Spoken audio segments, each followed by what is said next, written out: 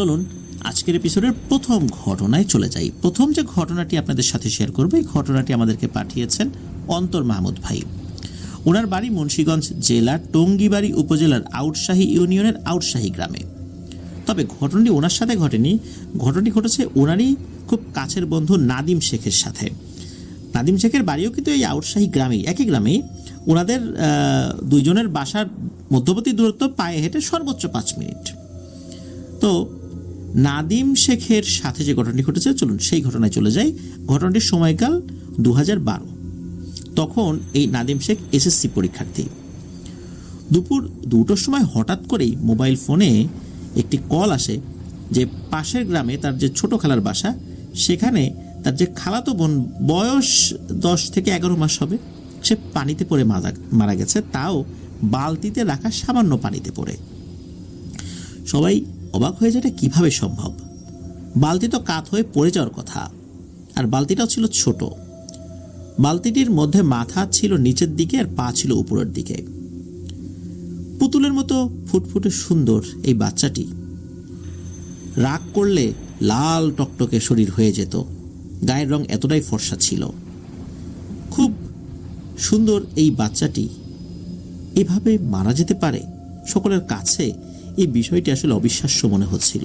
তারপরও আল্লাহর ডাক আসলে, ছোট হোক বড় হোক, যে যেই পদেই থাক, কেউ তো রক্ষা করতে পারবে না, আল্লাহর ডাকে সাড়া দিতেই হবে। ওনারা দ্রুত সেখানে চলে গেলেন। গিয়ে দেখলেন খালামণি অজ্ঞান হয়ে বিছানায় শুয়ে আছেন। বাড়িতে কান্নার রোল চলছে। খালু নিস্তব্ধ হয়ে আছেন, কোনো রকম কথা বলছেন না কারোর সাথে। কিছু বলে সান্ত্বনা দেওয়ার মতো ভাষা কারোরই ছিল না। খালামণির যখন একটু জ্ঞান ফেরে, সাথে সাথে কান্না শুরু করে দেন, আবার কিছুক্ষণ পর অজ্ঞান হয়ে যান।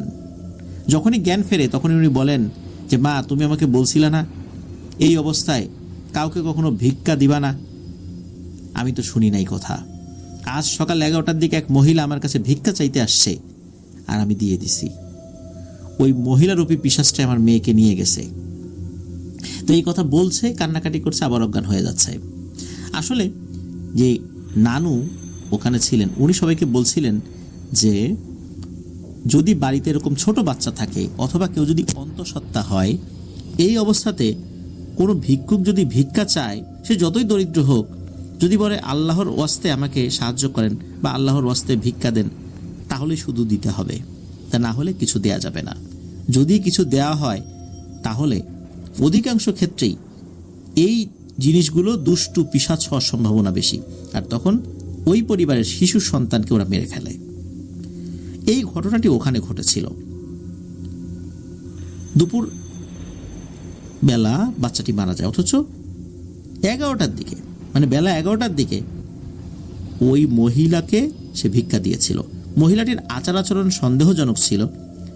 এখন অনেকেই তো ভিক্ষা চায়, সবার আচার আচরণ তো সন্দেহজনক নয়, তবে কিছু কিছু সময় আমাদেরকে খুব খেয়াল রাখতে হবে। এটাই নানু সবাইকে বলছিলেন, পরামর্শ দিচ্ছিলেন। এদিকে বাড়িতে তো আসলে শোকের মাতম চলছে। এই যে নাদিম শেখদের যে বাড়ি আর ওনার খালার যে বাড়ি, এর মধ্যবর্তী দূরত্ব 1 কিলোমিটার পথ। আর নানুদের বাসা মূলত কাছেই ছিল, তবে নানা নানি থাকতেন হচ্ছে পোস্তগোলা, শ্যামপুরের একটা বাসায় আর কি। তো যাই হোক, বাড়িতে তো অনেক মেহমান চলে আসছে। বিকাল নাগাদ দাফন কাফন শেষ হয়ে যায়। তখন এই যে নাদিম শেখ আর ওনার আম্মু, এই দুইজন বলে যান যে আমরা বাসায় যাচ্ছি, রাতের বেলা তোমাদের সবার জন্য খাবার নিয়ে আসবো। তো এই বলে ওনারা ওখান থেকে বেরিয়ে যান। তবে ওই বাসায় এই নাদিম শেখের ছোট 2 বোন এবং ওনার আব্বু থেকে যান। বাড়িতে ফেরত এসে রান্না শেষ করতে করতে রাত প্রায় 9টা বেজে যায়। প্রায় 25 জনের খাবার মাটির চুলায় রান্না করা বেশ কষ্টসাধ্য বিষয়ই বটে। এমনিতে সবারই মন ভালো নাই, একটু বেশি দেরি হয়ে গেছিল রান্না করতে করতে। এরপর নাদিম শেখ ভাই এবং ওনার আম্মু খাবার নিয়ে রওনা দেন।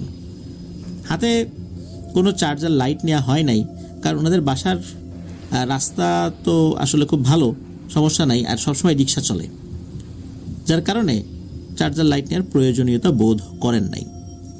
আর ওই সময় এই নাদিম শেখ ভাই নোকিয়ার একটা বাটন ফোন ব্যবহার করতেন। ওটারও কিন্তু ওই যে টর্চ লাইটের মতো একটা লাইট, ফ্ল্যাশ লাইট রয়েছে আর কি, ওটা দিয়েও পথ চলা যায়। এই কারণেই আসলে চার্জার লাইট নেওয়ার প্রয়োজন মনে করেন নাই। এদিকে বাড়ির থেকে বের হয়ে প্রায় 10 মিনিট দাঁড়ানোর পর কোনো রিক্সা না পাওয়ার পর ভাবলেন যে আসলে দেরি হয়ে গেছে, ফোন টোন পাওয়া যাবে না, রিক্সার পাওয়া যাবে না। তখন ফোনের ছোট্ট লাইটটা জ্বালিয়ে পায়ে হাঁটা শুরু করেছেন এই নাদিম শেখ আর ওনার আম্মু। অল্প অল্প জ্যোৎস্না ছিল আর কি, পাকা রাস্তা, তাই কোনো সমস্যা হচ্ছিল না হাঁটতে। আর পায়ে চালিত রিক্সা যেগুলো থাকে আর কি, ওর নিচ দিকে হারিকেন থাকে, তো এরকম রিক্সা আসলে দূর থেকে আসলেও বোঝা যেত আর কি, তবে ওরকম রিক্সা ওই সময় আসছিল না। এদিকে নাদিম শেখ ভাইয়ের হাতে ছিল ইলিশ মাছ ভাজা আর কই মাছের রান্না করা তরকারি, আর ভাতের বাটিটা ছিল অন্য জায়গায়, তবে এই ভাতের বাটির ওজনটা বেশি ছিল, অনেক লোকের ভাত ছিল তো এই জন্য। আর নাদিম শেখ ভাই একটু জোরে জোরেই হাঁটছিলেন। ওনার আম্মুর হাতে ছিল শুধু রান্না করা ডাল। এদিকে নাদিম শেখ ভাইয়ের ফোনের লাইটটা অর্ধেক রাস্তা মোটামুটি আসার পর বন্ধ হয়ে যায়, কারণ চার্জ শেষ। এদিকে উনি একটু তাড়াতাড়ি হেঁটে হেঁটে একটু বেশি এগিয়ে ফেলেছেন। ওনার আম্মু ওনার থেকে বেশ পিছনে পড়ে গেছেন। কিছু সময় পর পর উনি তাকিয়ে দেখছেন যে ওনার আম্মু পিছনে পড়ে যাচ্ছে, আবার একটু দাঁড়াচ্ছেন, ওনার আম্মু আবার হেঁটে ওনার কাছ পর্যন্ত আসছেন, আবার হাঁটা শুরু করছেন, আবার ওনার আম্মু পিছিয়ে পড়ে যাচ্ছেন, এইভাবে হাঁটছেন। মাথায় কিন্তু ভয়ের কোনো চিন্তা ওই সময় ছিল না। ছোটবেলা থেকে নাদিম শেখ ভাই বেশ সাহসী ছিলেন, ভয় ডর নিজের মধ্যে একটু কমই আসলে তার কাজ করত। ইলিশ মাছ ভাজা, কই মাছ ভাজা বা পিঠা খাওয়ার জন্য কিন্তু এই ভূত প্রেত কিন্তু বিভিন্ন সময় আসে রাস্তাঘাটে, এটা কিন্তু অনেক সময় শুনেছেন তারা। তবে যেহেতু একটা শোকের বিষয় তাদের মাথার মধ্যে ছিল, এসব বিষয় ওনাদের মাথায় ওই সময় প্রেক্ষাপটে কাজ করছিল না। আর নাদিম শেখ ভাই ভাবলেন এখনো কি এসব আছে নাকি, চারদিকে এত আলো টালো, এখনো এসব কি চলে, এগুলো মনে মনে ভাবছিলেনও। এতক্ষণে ওনার আম্মু আবার ওনার সামনে চলে আসলেন। তো ওনারা দুজনই হাঁটছেন। ওখানে 3 রাস্তার একটা মোড় রয়েছে, ওনারা ওই মোড়টা একসাথেই পার করেন দুজনই। তো জায়গাটা বেশি ভালো না, ওই জায়গা কেন্দ্রিক বেশ কিছু ঘটনা রয়েছে, বেশ ভয়ঙ্কর ঘটনাই বটে। ওই জায়গাটা পার হলে একটি কাঠের মসজিদ নির্মাণ করা হয়েছিল একটু সামনের দিকে। তো বাইরে লাইট জ্বালানো ছিল, ফজর পর্যন্ত ওই লাইটটা জ্বালিয়ে রাখা হয়। রাস্তার আশেপাশে আর কোনো ঘরবাড়ি নেই। ওই মসজিদটা থেকে একটু আগালে হাতের বাম পাশে আছে একটি মহিলা মাদ্রাসা। ওইখানে যেতে আবার রাস্তা থেকে নৌকার প্রয়োজন, আর অনেক ঘরবাড়ি আবার ওই দিকটাতে রয়েছে। তো ওই দিক দিয়ে নৌকা পারাপার হওয়া যায় ওরকমটাই তার মনে আসছিল। হঠাৎ করে দেখতে পান দূর থেকেই একটি বোরকা পরা মেয়ে দাঁড়িয়ে আছে, একটু একটু চাঁদের আলোতে মোটামুটি স্পষ্টই দেখা যাচ্ছে। 15 থেকে 20 হাত দূরে এই নাদিম শেখ ভাই দাঁড়ালেন। ওনার আম্মু তখন ওনার থেকে প্রায় 10 হাত পেছনে ছিলেন। উনিও আস্তে আস্তে হেঁটে নাদিম শেখ ভাইয়ের কাছে এসে দাঁড়ালেন। এমন সময় উনি দেখতে পেলেন যে ওই মেয়েটা মনে হচ্ছে আস্তে আস্তে মিলিয়ে যাচ্ছে। কারণ কি? কারণ হলো বাজারের দিক থেকে একটা রিক্সার হারিকেনের আলো তাদের কাছে আসছিল। যখন একটু বেশি কাছে আসলো মনে হলো ওইখানে কেউই ছিল না। তখন নাদিম শেখ ভাই মনে করলেন হয়তো তার মনের ভুল ছিল, সে কোনো নৌকায় উঠে গেছে। এরই মধ্যে ওনার আম্মু কাছে আসলো, এসে বললেন কি রে, বেশি কষ্ট হচ্ছে নাকি, তাহলে এগুলো কয়েকটা আমার কাছে দে। তখন নাদিম শেখ ভাই বললেন না, আমার হাতেই থাক, সমস্যা নাই, আমরা তো এসেই পড়ছি, সমস্যা নাই, একটা নৌকায় উঠে যাব। তখন নাদিম শেখ ভাইয়ের মা বলছেন নৌকায় উঠবি মানে, নৌকা তুই কোত্থেকে পাইলি, আর এখানে নৌকা তো চলে না, নৌকা আগে চলতো, এখন তো অনেক আগে এগুলো বন্ধ হয়ে গেছে, দেখ না এখানে তো একটা কাঠের ব্রিজ হয়ে গেছে, নৌকা তো চলাচল করে না এখানে। তখন নাদিম শেখ ভাইয়ের মনে হলো আরে এতক্ষণ আমি কিসের চিন্তার মধ্যে ছিলাম, আসলে তো এখানে একটা কাঠের ব্রিজ আছে, এখানে তো কোনো নৌকা এখন চলে না। তখন উনি আরেকটু ভালো করে খেয়াল করলেন যে কাঠের ব্রিজটার নিচে কিন্তু অনেক ঘন কচুরিপানা রয়েছে, সেখানে নৌকা চলার কোনো অবস্থাই নাই। এদিকে আরও একটি ব্যাপার ওনার আম্মু জানালেন, সেটা হলো যে বেশ কিছু বছর আগে এই যে মহিলা মাদ্রাসার কাছে একটি মেয়ে গলায় ফাঁস দিয়ে সুইসাইড করেছিল। এরপর থেকে নাকি এই ব্রিজের এখানে একটি বোরকা পরা মেয়েকে দেখা যায় রাতের বেলা। কেউ দেখে ভয়ও কিন্তু পেয়েছে। আবার কেউ দেখে কাছে যাওয়ার পর হঠাৎ করে দেখেছে যে অবয়বটা মিলিয়ে গেছে। উনি কিন্তু ওই মেয়েটার কথা বলেছিল তার মাকে যে আমি এরকম একটা মেয়েকে এখানে দেখলাম, এখন আর দেখি না। এর প্রেক্ষাপটে ওনার মা ওনাকে এই বিষয়টা বলেছিলেন। ওনার মা বললেন যে তোর এত তাড়াতাড়ি হেঁটে আসা উচিত নেই, আমার সাথে আস্তে আস্তে হাঁটতেই।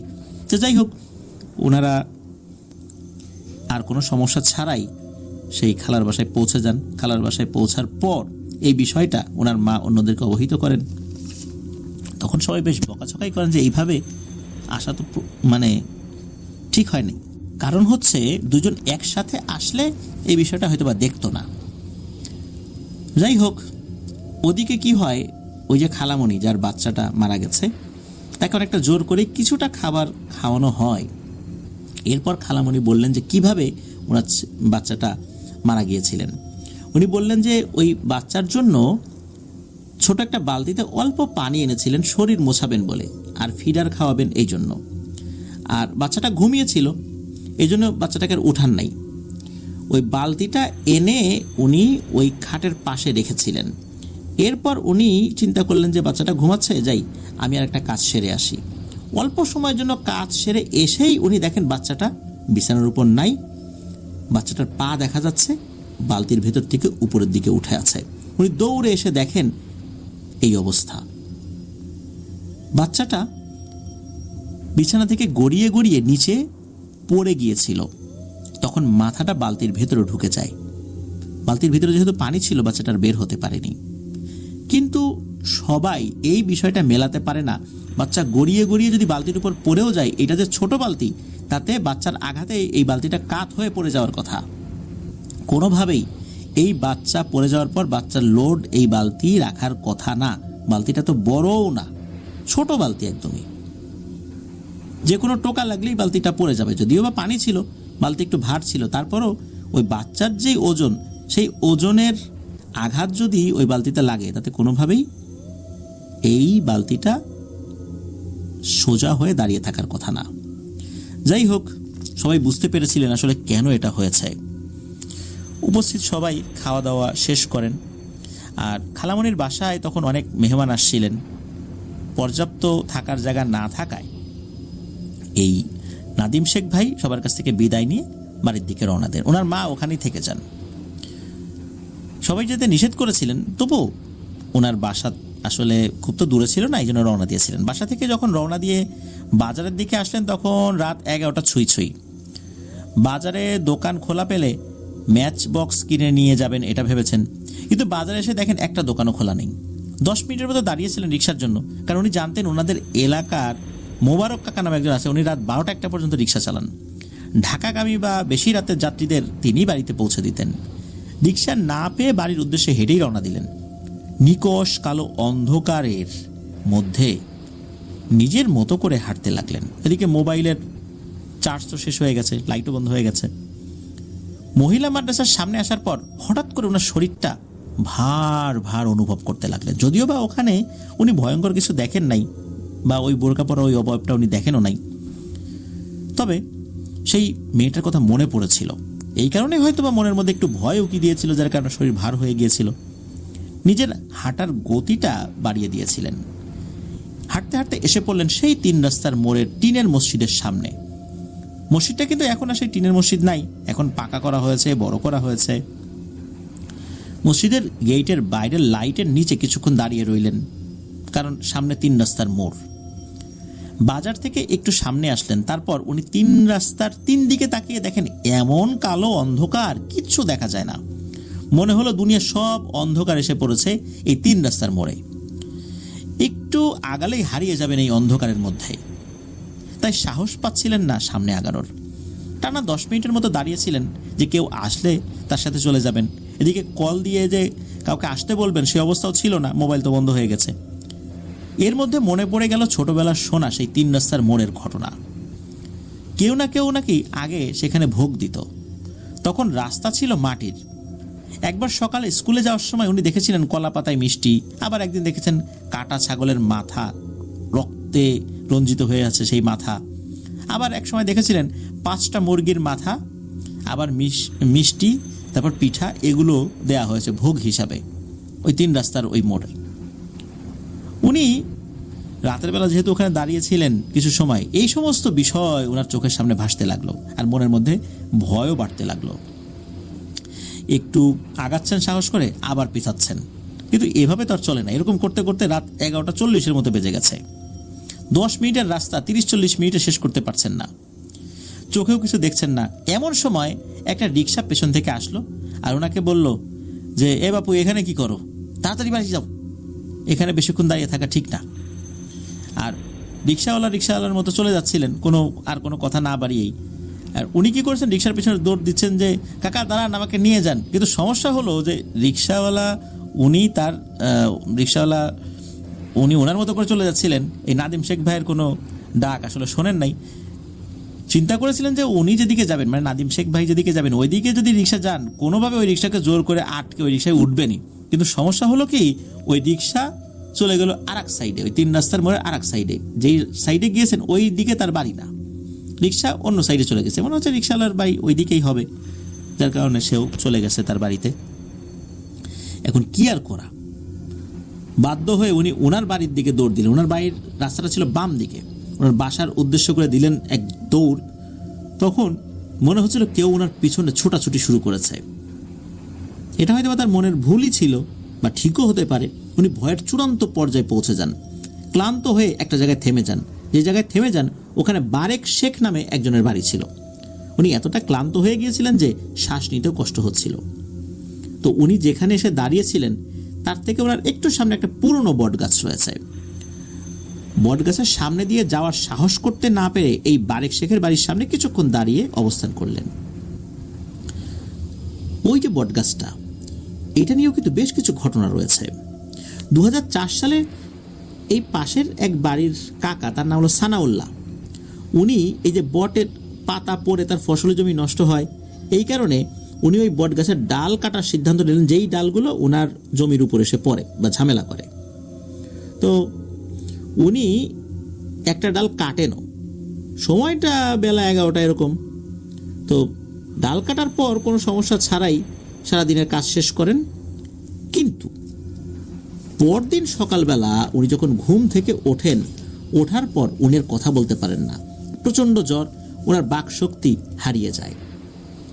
তিনি প্রায় 20-25 দিন কোনো কথাই বলতে পারেন নাই। অনেক হুজুর ঝাড়ফুঁক করিয়ে তারপর এই বটগাছের ওখানে গিয়ে মাপটাপ চেয়ে, নাকি ইশারা ইঙ্গিতে মাপ চেয়েছে, যার ডাল কাটবো না, অন্যায় হয়ে গেছে।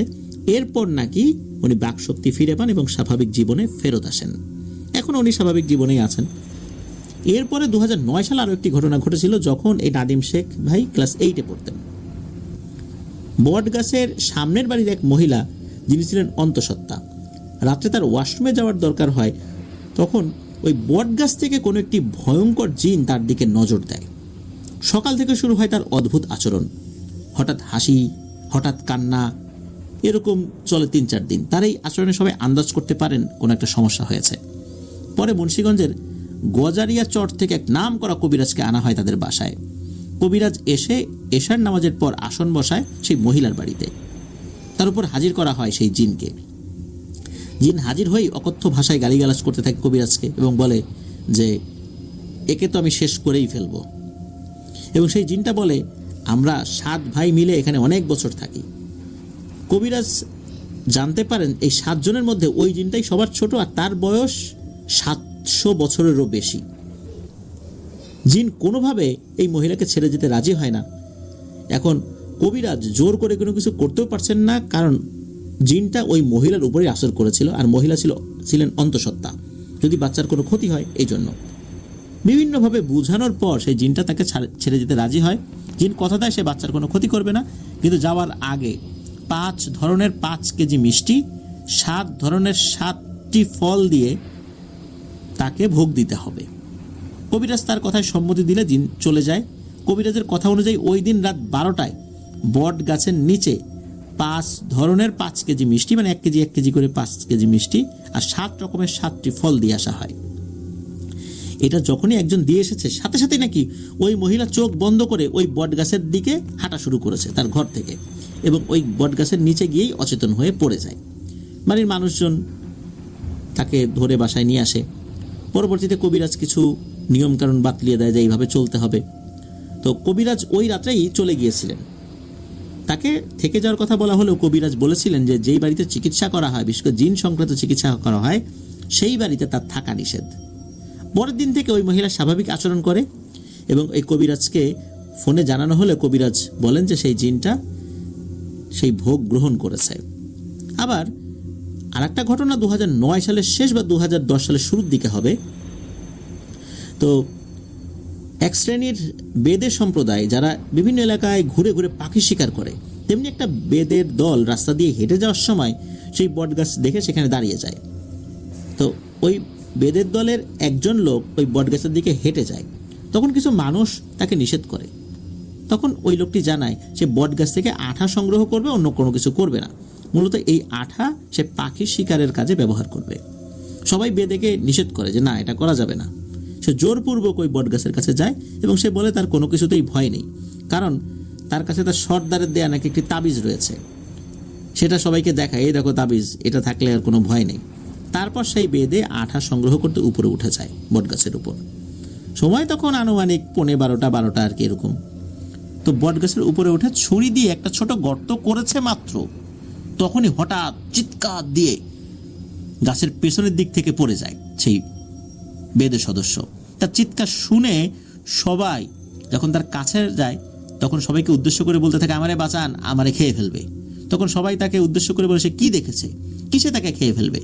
তখন সেই বেদের সদস্য জানায় গাছের উপরে সে ওই আঠা সংগ্রহ করার জন্য যখন গর্ত করছে তখন হঠাৎ করে সে শো শো আওয়াজ শুনতে পায়, যা সাধারণত সাপরা করে থাকে। আওয়াজ শুনে উপরের দিকে তাকালে সে দেখতে পায় বিরাট একটা সাপ। এটা কোনো অজগর সাপও না, কিন্তু এটাতে কি সাপ উনি বলতে পারেন না। এত বড় সাপ উনি জীবনে কখনো দেখেন নাই। সেই সাপটি বিশাল বড় হা করে তার দিকে এগিয়ে আসছে, আর এটা দেখেই উনি পড়ে গিয়েছেন। সেই বেদে জানায় যে এই সাপটি আরেকটু হলেই তাকে খেয়ে ফেলতো। একটা বড় একটা গরু ওই সাপের মুখে নাকি অনায়াসেই ঢুকে যাবে, এমন একটা অবস্থা। পরে সবাই মিলে সেই বেদেকে মাথায় পানি ঢেলে শান্ত করে, আর সে সাথে আরও কয়েকজন মানুষকে নিয়ে ওই বটগাছের কাছে যায়। বটগাছের দিকে তাকিয়ে কান্নাকাটি করে ক্ষমা চায়। প্রায় 1 ঘন্টা ধরে সে মাপটাপ চায়। এরপর সে তার সাথে থাকা ব্যাগ নিয়ে হাঁটা শুরু করে এবং যাওয়ার আগে সবাইকে উদ্দেশ্য করে বলে যায় এই বটগাছে ভয়ানক কিছুর বসবাস রয়েছে, কেউ যেন এই গাছ না কাটে, এমনকি ডালপালাও না কাটে। বটগাছ সম্পর্কে আরও অনেক ঘটনা রয়েছে, যেমন ওই বটগাছের পূর্ব পাশের বাড়ির এক মহিলা, সঙ্গত কারণ তার নামটি বলা হলো না, উনি এখনও প্রতিদিন সেই বটগাছের নিচে মোমবাতি চালান সন্ধ্যার সময়। সেই মহিলা কোথাও ঘুরতে বা বেড়াতে যান না, এমনকি কারোর সাথে খুব একটা মেশেনও না। নিজের পরিবারের সদস্য ছাড়া কারোর সাথে খুব একটা কথাও বলেন না। সারাদিন নিজের বাসায় থাকেন, নামাজ পড়েন, আর প্রতিদিন সন্ধ্যা ওই বটগাছের নিচে মোমবাতি চালান। তাকে কিছু জিজ্ঞেস করলে উনি কিছু বলতে চান না, শুধু বলেন এই কাজ না করলে নাকি তার অনেক সমস্যা হবে। তো এরকম কথা বলেন আর কি। তো ওই যে বারেক শেখ যিনি, তো তার বাড়ির সামনে দাঁড়িয়ে ওই বটগাছ রিলেটেড এই সমস্ত ঘটনা মাথায় আসছে। এদিকে ভয়ে তার পা একদম জমে যাচ্ছে, যদিও বা তখনও উনি ভয়ের কিছু দেখেন নাই, কিন্তু ভয়ের এই বিষয়গুলো তার ভিতরে কাজ করছিল। উনি চিন্তা করছেন যে এখানে আর কিছুক্ষণ অবস্থান করলে হয়তো ভয়ে ওনার প্রাণ চলেই যাবে। উনি আল্লাহর নাম স্মরণ করে আল্লাহ আল্লাহ করতে করতে নিজের শরীরে যতটুকু শক্তি ছিল তা পায়ের মধ্যে সঞ্চয় করে বাড়ির দিকে দিলেন এক দৌড়। ওনার বাড়ির সাথে একটা ছোট ব্রিজ রয়েছে, সেখানে এসে থামলেন। ব্রিজ থেকে ওনার কাকার বাড়ির বাইরের লাইটটা দেখা যায়। এটা দেখে কিছুটা স্বস্তির নিঃশ্বাস ফেলেন এবং এরপর নিজের বাসায় ফেরেন। ভয় কিন্তু তখনও পুরোপুরি কমেনি ওনার পরিবার তখন খালার বাসায়, তাই কি পরিমাণ ভয় পেয়েছেন আসলে কাউকে বলতেও পারেন নাই। বাসায় ফিরে ক্লান্ত শরীর নিয়ে নিজের রুমে চলে গেলেন। বলে রাখা ভালো, ওনার রুম ছিল আলাদা ছোট একটা বেশ ছিমছাম একটা ঘর আর কি। তো উনি একাই ঘুমাতেন ওনার রুমে, ওনার মা বাবা, ওনার ছোট 2 বোন ঘুমাতেন অন্য ঘরে। তো ওনার ঘর আর ওনার মা বাবার ঘর ছিল মুখোমুখি। এতটাই ক্লান্ত ছিলেন যে উনি ফ্রেশ না হয়ে শুয়ে পড়েন নিজের বিছানায়, আর স্মরণ হতে থাকে আজকের যে সমস্ত ঘটনাগুলো সেগুলো। এদিকে লাইট অফ করে দোয়া দরুদ পাঠ করে আল্লাহর নামে জিকির করতে থাকেন চোখ বন্ধ করে। 10 থেকে 15 মিনিট পর ওনার ঘরের পূর্ব পাশে টিনের বেড়ার মধ্যে ধপাস করে একটা শব্দ হয়। মনে হচ্ছিল যে ওই টিনের বেড়ার উপর কেউ থাপ্পড় দিয়েছে বা ভারী কিছু দিয়ে আঘাত করেছে। টিনের বেড়ার উপর যদি এরকম ভারী কিছুতে আঘাত করা হয় কেমন জোরে শব্দ হয়, এটা কিন্তু যারা শুনেছেন তারা অনেকেই অবগত আছেন। উনি মনকে সান্ত্বনা দিন, হয়তোবা কোনো বিড়াল আওয়াজ করেছে বা কোনো কিছু হয়তোবা আঘাত লাগতেই পারে। অনেক সময় রাতের বেলা কুকুর দৌড়াতে পারে বা শেয়াল দৌড়াতে পারে, অনেক সময় টিনের বেড়ার সাথে এসে ধাক্কা খায়, তখন এরকম শব্দ হতে পারে। তাই এটাই উনি মনের মধ্যে আর কি চিন্তা করেছেন আর কি। কিন্তু ভয় কিন্তু মনের একটা কোণে থেকেই গেল। কি আর করা, উনি লাইট অন করে ঘরের টিভি ছেড়ে দিয়ে, ওনার রুমে টেলিভিশন ছিল, উনি শুয়ে রইলেন। আনুমানিক রাত 1:30টার দিকে ওনার বাবার কণ্ঠ শুনতে পেলেন। বেশ কয়েকবার ডাকাডাকির পর উনি গেট খুলে ওনার বাবাকে দেখলেন, মনের সাহস ফিরে পেলেন। ওনার বাবা বলল যে ওখানে তো অনেক মেহমান আসছে, ঘুমানোর জায়গা না পেয়ে উনি বাসায় চলে আসছেন। তবে ওনার বাসায় আসার পথে কোনো সমস্যা হয়নি। এদিকে ঘরে লাইট জ্বালানো, টেলিভিশন অন করা, এটা দেখে ওনার বাবা রাগারাগি করতে লাগলেন যে একটা বাড়িতে একটা বাচ্চা মারা গেছে, তুই টেলিভিশন অন করে শুয়ে আছিস। তখন এই নাদিম শেখ ভাই বললেন যে কেন উনি আসলে ঘরের লাইট অন করে টেলিভিশন চালিয়ে শুয়ে আছেন আর কি। সব ঘটনা বললেন। এটা শোনার পর ওনার বাবা ওনাকে সান্ত্বনা দিলেন এবং কিছু দোয়া পরে ওনার মাথায় ফু দিলেন, বললেন যে কোনো সমস্যা নাই, যা ঘুমা। এদিকে যেহেতু মারাত্মক ভয় পেয়েছেন, নাদিম শেখ ভাই বললেন যে বাবা তুমি আজকে আমার সাথেই ঘুমাও, আমার ভয় লাগছে, একা একা থাকতে পারবো না। তখন দুইজনই একই বিছানায় শুয়ে পড়লেন। দুইজনই প্রায় ঘুম ঘুম ভাব। হঠাৎ করে সেই টিনের বেড়ায় আবার সেই বিকট আওয়াজ, তবে এবার আওয়াজ যেন দ্বিগুণ। ভয়ে ওনার বাবা এবং উনি দুজনেই বিছানায় উঠে বসেন, সাথে সাথে ঘরের লাইট অন করে দেন। ওনার বাবার মুখের দিকে তাকিয়ে বুঝতে পারলেন যে ওনার বাবাও বেশ ভয় পেয়েছেন। তারপর সারা রাত লাইট অন করে টিভি চালিয়ে বিছানায় নিদ্রাহীনভাবে ওনারা দুজনই বসেছিলেন। একটা সময় ফজরের আজানের আওয়াজ কানে ভেসে আসে, আর এরপরই ফজরের নামাজটা ঘরেই পড়ে দুজনই ঘুমিয়ে পড়েন। সকালবেলা ওনার হালকা জ্বর এবং 2-3 বার বমি হয়েছিল। তারপর ওই এলাকার মসজিদের একজন হুজুরকে সাথে নিয়ে আসেন ওনার বাবা। তো এত রাত্রে একা বাসায় ফেরার কারণে হুজুর বেশ একটু রাগী করেন যে এই দিক দিয়ে এইভাবে চলাচল করা উচিত নয়, বেশ সমস্যা হয় অনেকেরই। তো যাই হোক, হুজুর ঝাড়ফুঁক করে দেন এবং পানি পড়া দেন এবং 7 দিন নিয়মিত খেতে বলেন। হুজুরের কথা মতো 7 দিন পানি পড়া খেয়েছেন। তবে আলহামদুলিল্লাহ 3 দিনের মধ্যে উনি পুরোপুরি সুস্থ হয়ে গিয়েছিলেন। তো এটি ছিল ঘটনা। প্রিয় লিসেনার্স, আসলে এই ঘটনার একটি যে ব্যাপার সেটি হচ্ছে যে কোনো বাড়িতে যদি ছোট বাচ্চা থাকে অথবা কেউ গর্ভাবস্থায় থাকেন, তাহলে স্বপ্নের মধ্যে যদি কেউ কোনো কিছু চায় যে একটা নারকেল দে, ডাব দে, তাহলে এই জিনিসগুলো নাকি দেওয়া উচিত নয়। এরকম অনেকগুলো ঘটনার মধ্যেই আমরা এর প্রমাণ পেয়েছি। এছাড়া বাড়িতে কিন্তু কোনো লোক এসে এরকম ভিক্ষাও চাইতে পারে। ধরুন ঢাকা শহরের ফ্ল্যাট বাসা, সেখানে ভিক্ষুক আসলে প্রবেশ করার সুযোগ নেই। সেখানে যদি কেউ কলিং বেল চেপে হঠাৎ করে ভিক্ষা চায়, বিষয়টা কিন্তু অস্বাভাবিকই বটে। আর একটা বিষয়, স্বপ্নের মধ্যে যদি এই ধরনের ঘটনা ঘটে, মনে রাখবেন এই ধরনের ঘটনা যখন ঘটে তখন ওই স্বপ্নটা বাস্তবের মতো মনে হয় এবং স্বপ্নের ওই অংশের উপর মানুষের পূর্ণ নিয়ন্ত্রণ থাকে। অবচেতন মনে যে দেখছে বিষয়টা এরকম না, আপনি চাইলে সেটা দিতেও পারেন, নাও দিতে পারেন, এরকম পূর্ণ নিয়ন্ত্রণ কিন্তু থাকে। যার কারণে এই ধরনের স্বপ্ন যদি কেউ দেখেন খুব সাবধান। এই জন্য ঘুমানোর সময় আল্লাহুম্মা বিসমিকা আমুতু আহিয়া এটা বলে ঘুমাতে হয়। সেই সাথে অন্যান্য যে দোয়া, আয়াতুল কুরসি, সূরা বাকারার শেষ কয়েকটি আয়াত, আমানার রসুলু থেকে শুরু করে নিয়ে শেষ পর্যন্ত, তারপর 4 কুল পরে শরীরে ফু দিতে হয়। তাহলে এই ধরনের ঘটনাগুলো ঘটার সম্ভাবনা অনেকটাই কমে যায়। প্রিয় লিসেনার্স, এটি ছিল ঘটনা।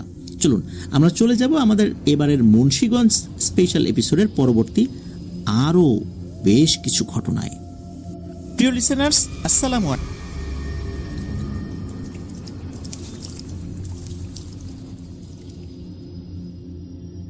প্রিয় লিসেনার্স, এবার যার ঘটনায় যাব তার নাম নুসাইবা। এই নুসাইবা আপু উনি বেশ কয়েকটি ঘটনা আমাদেরকে পাঠিয়েছেন।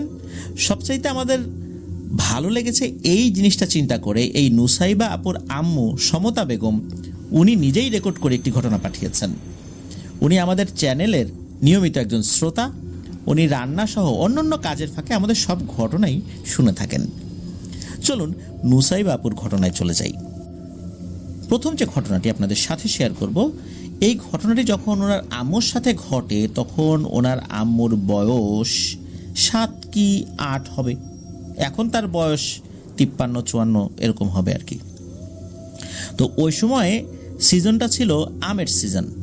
আম কিন্তু তখনও যে খুব পেকেছে বিষয়টা এরকম না, মানে পাক ধরবে এমন আর কি। খুব ভোরে আজানের পরপরই ওনাদের এলাকার অনেকেই বাসা থেকে বেরিয়ে যেতেন আম কুড়োবে বলে। আর ওই সময়ে আম কুড়ানোর জন্য কিন্তু শুধু যে ছোট ছোট বাচ্চারা বের হতেন বিষয়টা এরকম না, অনেক বড় মানুষও বের হতেন। তো এই নুসাইবা আপুর আম্মুর আপন চাচাতো ভাইয়ের একজনের নাম হচ্ছে আলী মিয়া, আর একজনের নাম হলো মাহমুদ। তো এই দুইজন একসাথে কিন্তু আম কুড়োতে বের হতেন। সেই কাক ডাকা ভোরে তারা বের হয়ে যেতেন, বিভিন্ন বাগানে ঘুরে বেশ আম সংগ্রহ করতেন। তখন এই দুইজনের বয়স ছিল 10 কি 12 বছর। তো ওনারা যে খুব যে বড় ছিলেন তা তো না, তারাও তো ছোট মানুষই।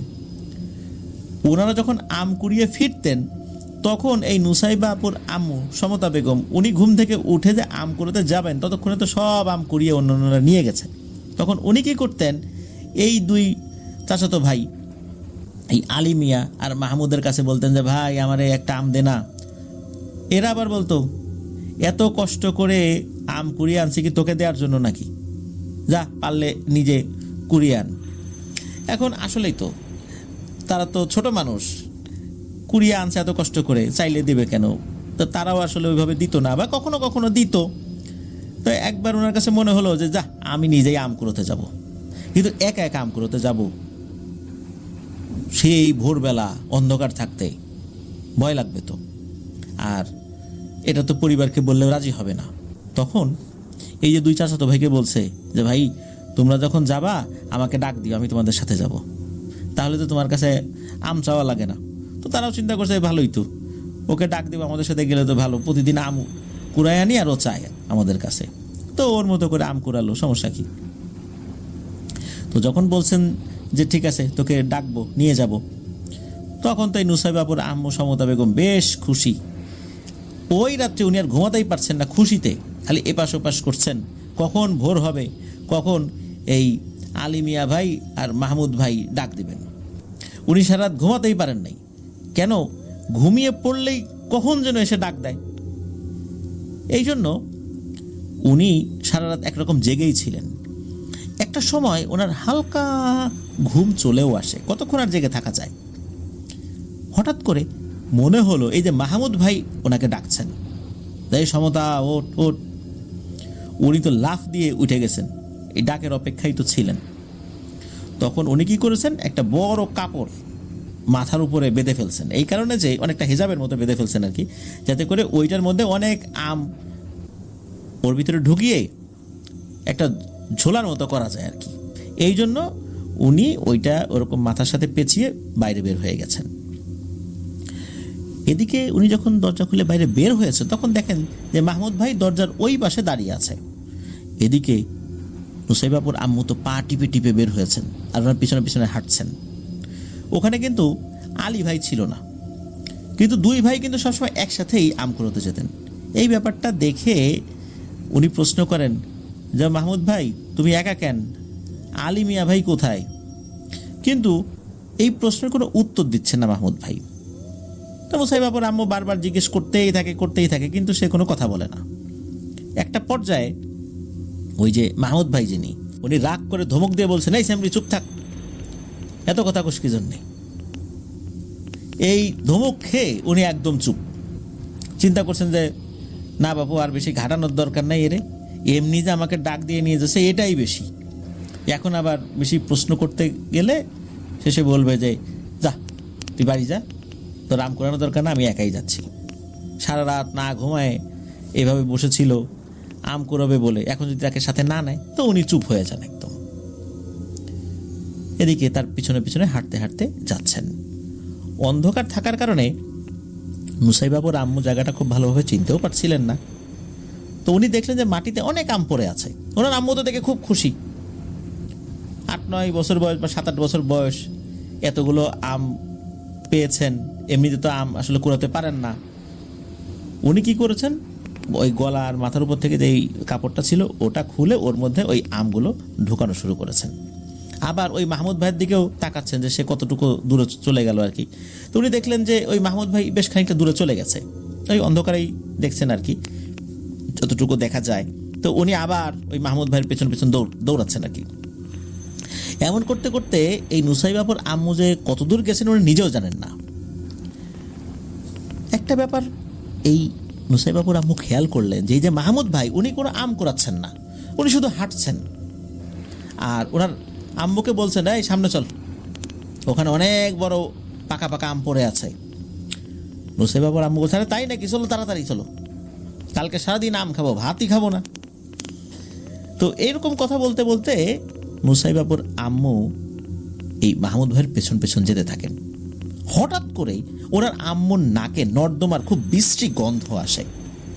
ওনার আম্মু খেয়াল করেন আশেপাশে বেশ কয়েকটা ঝুলন্ত ওয়াশরুম আছে। আজ থেকে অনেক আগে তো এরকম ওয়াশরুম অনেক দেখা যেত, এখন খুব কম দেখা যায় এরকমটা আর কি, যেহেতু এটা স্বাস্থ্যসম্মত না।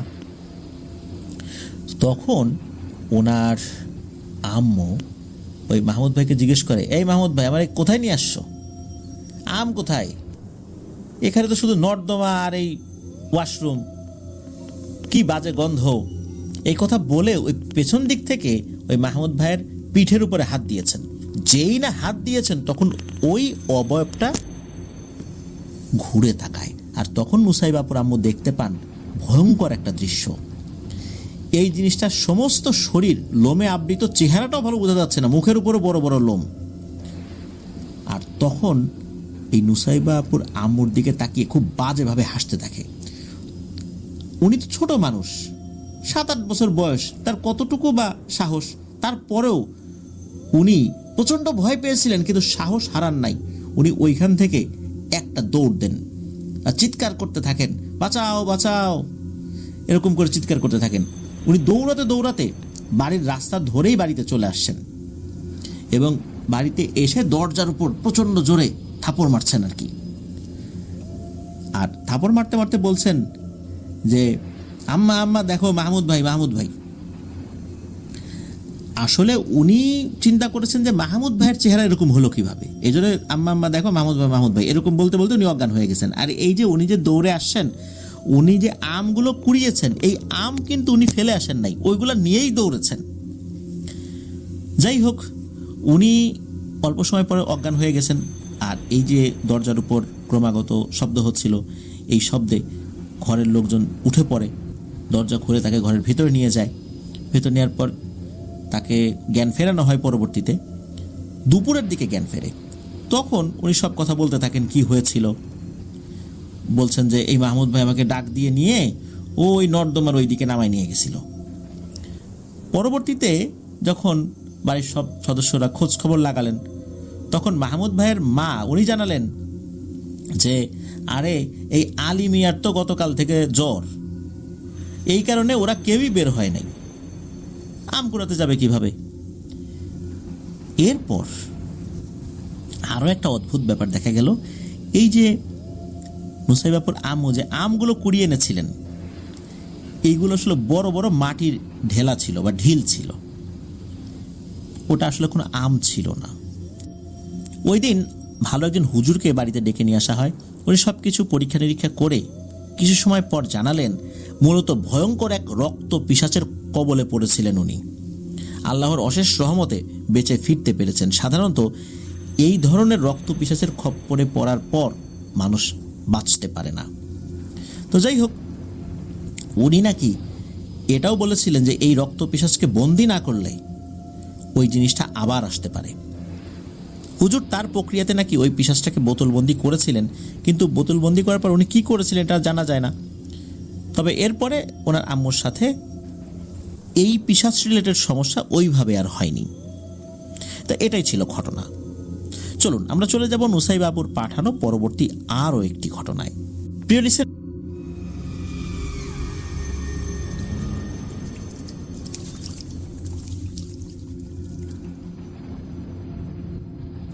লিসেনার্স, এবারের ঘটনাটিও নুসাইবাপুর মায়ের সাথে ঘটে যাওয়া। শুরু থেকে কয়েকটি তথ্য না বললে বুঝতে একটু সমস্যা হতে পারে, এই জন্য বলে নিচ্ছি। ওনার মায়ের বিয়ে হয় এখন থেকে প্রায় ৩৬ বছর আগে। ওনার বড় ৬টা ভাই, এর মধ্যে ২জন মারা গেছেন। ওনাদের মৃত্যু নিয়েও বেশ কিছু ঘটনা রয়েছে, পর্যায়ক্রমে তিনি আমাদেরকে জানাবেন বলেছেন। আর বাকি ৪জন আলহামদুলিল্লাহ ভালো আছেন। সবার শেষে এই নুসাইবা আপুর জন্ম। ওনার যে ছোট ভাই, মানে ভাইদের মধ্যে যিনি ছোট, তার থেকেও এই নুসাইবা আপু ৬ বছরের ছোট। এবার আসি ঘটনায়। ওনার আম্মুর তখন নতুন বিয়ে হয়েছে। ওই সময় ওনার মা, বাবা, চাচা, চাচি, ফুপি যারা ছিলেন আর দাদা, দাদি সবাই মিলে ওনাদের পুরনো বাড়িতে থাকতেন। ওনার দাদা ছিল মসজিদের মুয়াজ্জিন। শুধু মুয়াজ্জিন না, ইমামতির দায়িত্ব পালন করতে হতো আর কি। সাধারণত মসজিদগুলোতে আলাদা আলাদা ইমাম, মুয়াজ্জিন, খাদেম রাখাটা মসজিদ কমিটির জন্য বা এলাকাবাসীর জন্য একটু কষ্টই হয়ে যেত। এই জন্য দেখা যেত অধিকাংশ মসজিদগুলোতে একজন ব্যক্তি একাধিক দায়িত্ব পালন করতে বাধ্য হতেন। তো এই যে নুসাইবা আপুর দাদা, উনি যে শুধু এই মসজিদের ইমাম, মুয়াজ্জিন, খাদেম এই দায়িত্ব পালন করতেন বিষয়টা এরকম না, পাশাপাশি উনি পশু পালন করতেন, মানে গরু পালনে ওনার বেশ একটা আগ্রহ ছিল আর কি। ওনার বাবা চাচারা, মানে নুসাইবা আপুর বাবা চাচারা ছিলেন ৩ ভাই ৩ বোন। ভাইদের মধ্যে ওনার বাবা হচ্ছে মেঝো। সে সময় ৩ ফুপুর মধ্যে ২জনেরই বিয়ে হয়ে গেছে। তারপর নুসাইবা আপুর বাবাকে বিয়ে করানো হয়। তো বাড়ির কিছুটা দূরেই ধলেশ্বরী নদী। তখনকার সময় ঘরে ঘরে কিন্তু এরকম টিউবওয়েল অথবা পানির ভালো কোনো ব্যবস্থা ছিল না।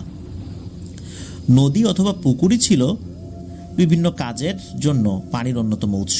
গরুকে পানি খাওয়ানো, তারপরে গোসল করা, বাসার বিভিন্ন কাজ করা, এগুলোর জন্য নদী বা পুকুরের উপরই তারা নির্ভর করতেন। তো নদী বাসার কাছাকাছি হওয়াতে নুসাইবা আপুর আম্মু বিয়ের পরে বেশ কিছু কাজের জন্য নদীতে উনি যেতেন। গরুকে পানি খাওয়ানোর জন্য মাঝে মাঝে উনি নিজেও যেতেন। আর পানি আনার জন্য তো নদীতে যেতেই হতো। তবে নুসাইবা আপুর দাদার কড়াকড়ি একটা নির্দেশ ছিল, দিনের বেলা যেহেতু নদীতে ট্রলার, নৌকা এগুলো চলতো, অনেক লোকজনই সেখানে থাকতো, তাই বাড়ির কোনো নারী সদস্য যেন দিনের বেলা নদীতে না যায়। ভোরের আলো ফোটার আগেই তারা যেন পানির সব রকমের চাহিদা পূরণ করেন। আর তারপরে যদি পানি লাগে সেক্ষেত্রে পুরুষ সদস্যরা সেই দায়িত্ব পালন করবেন। বাড়ির কোনো নারীকে যেন বাইরের কোনো পুরুষরা দেখতে না পান, এই জন্যই নুসাইবা আপুর দাদার বেশ কড়া নির্দেশনা ছিল। এমনই একটা দিন, সেদিন ছিল ভরা পূর্ণিমা। এদিকে নুসাইবা আপুর বড় চাচি একটু অসুস্থ ছিলেন। এই কারণে নুসাইবা আপুর আম্মুর মাথায় একটা টেনশন ছিল, যেহেতু বড় চাচি অসুস্থ আর তার কাজগুলো নুসাইবা আপুর আম্মুকে করতে হবে, আবার পানি একবার না 2 বারের জন্য আনতে যেতে হবে। যদি কোনো কারণে সকাল হয়ে যায় তাহলে তো আর একটা ঝামেলা হবে। এই সমস্ত চিন্তা করে ওনার ঠিকমতো ঘুম হচ্ছিল না। হঠাৎ ওনার আম্মু চোখ খুলতেই তাকিয়ে দেখেন টিনের ফাঁকা দিয়ে আলো আসছে। ওনার আম্মু লাফ দিয়ে ঘুম থেকে উঠে ভাবেন, হাই হাই, কি হলো, সকাল হয়ে গেল নাকি? ওনার আম্মু খুব তাড়াহুড়ো করে ঘড়ি না দেখেই কলস নিয়ে বেরিয়ে যান পানি আনার জন্য। কিন্তু চারদিকের পরিবেশটা একদম থমথমে ছিল। নদী পাড়ের বালুগুলো চিকচিক চিকচিক করছিল দিনের আলোর মতো। চারদিকের সবকিছুই পরিষ্কার দেখা যাচ্ছিল। কাজের টেনশনে আবার ভোর হয়ে গেল কিনা এসব ভাবতে ভাবতে ওনার মনে আসলে কোনো ভয় কাজ করছিল না। ওনার মনে তখন একটাই ভয়, যে কেউ চলে আসলো নাকি আবার আশেপাশ থেকে, কেউ যদি দেখে ফেলে আর ওনার শ্বশুরের কানে যায় তাহলে তো সর্বনাশ। কিন্তু চারদিক এমন শুনশান নীরব হয়েছিল যে অনেক দূরের কোনো শব্দ মনে হচ্ছে কানে অনেক জোরে আওয়াজ করছিল। হঠাৎ করে নুসাইবা আপুর আম্মু ঠক ঠক ঠক এরকম শব্দ শুনতে পান। ওনার আম্মু ভাবেন নদীতে হয়তোবা কোনো নৌকা বা লঞ্চ এগুলো চলাচল করছে। অনেক সময় ইঞ্জিন স্টার্ট দিলে প্রথমে ঠক ঠক ঠক এরকম একটা আওয়াজ হয়ে তারপর স্টার্ট নাই, এরকম কোনো কিছু কিনা। কিন্তু ওনার এই ধারণাটা ভুল হয়ে গেল। উনি দেখতে পেলেন উনি যেই পথ ধরে এসেছেন সেই পথের থেকেই একটু দূরে 2টো গরু মারামারি করছে, শিং দিয়ে গোতাগুতি করছে, এবং ওই গোতাগুতির শব্দটাই ঠক ঠক হয়ে ওনার কানে আসছে। অবাক করা ব্যাপার হলো, এরা মারামারি করতে করতে এই নুসাইবা আপুর আম্মুর দিকেই এগিয়ে আসছিল। এদিকে ওনার আম্মু জোরে জোরে হাঁটছিল আর মনে মনে ভাবছিল, এত মানে এই সময়ে এই গরুগুলো কোত্থেকে ছুটে আসছে, আর গরুগুলোর সাইজও ছিল বেশ বড়। এত বড় গরু উনি আসলে আগে কখনো দেখেন নাই। গরু আবার এত বড় হয় নাকি? উনি চিন্তা করছেন যে ঠিক দেখছেন না ভুল দেখছেন, কিন্তু না, ঠিকই তো। হঠাৎ করে কি হয়, ওরা নিজেদের মধ্যে মারামারি বন্ধ করে হাঁটতে হাঁটতে নুসাইবাপুর আম্মুর দিকে এগিয়ে আসতে থাকে। আর তখন ওনার আম্মু 1 পা 2 পা করে পিছন দিকে হাঁটতে থাকে। হঠাৎ করে আবার এই দুটো গরু নিজেদের মধ্যে মারামারি শুরু করে। এটা দেখে তো নুসাইবাপুর আম্মু বেশ ভয় পাচ্ছিলেন।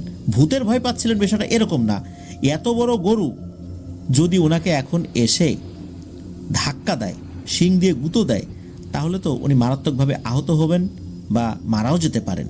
আর এই মুহূর্তে আশেপাশে কেউ নাই, কি করবেন উনি? ওনার খুব কান্না পাচ্ছিল।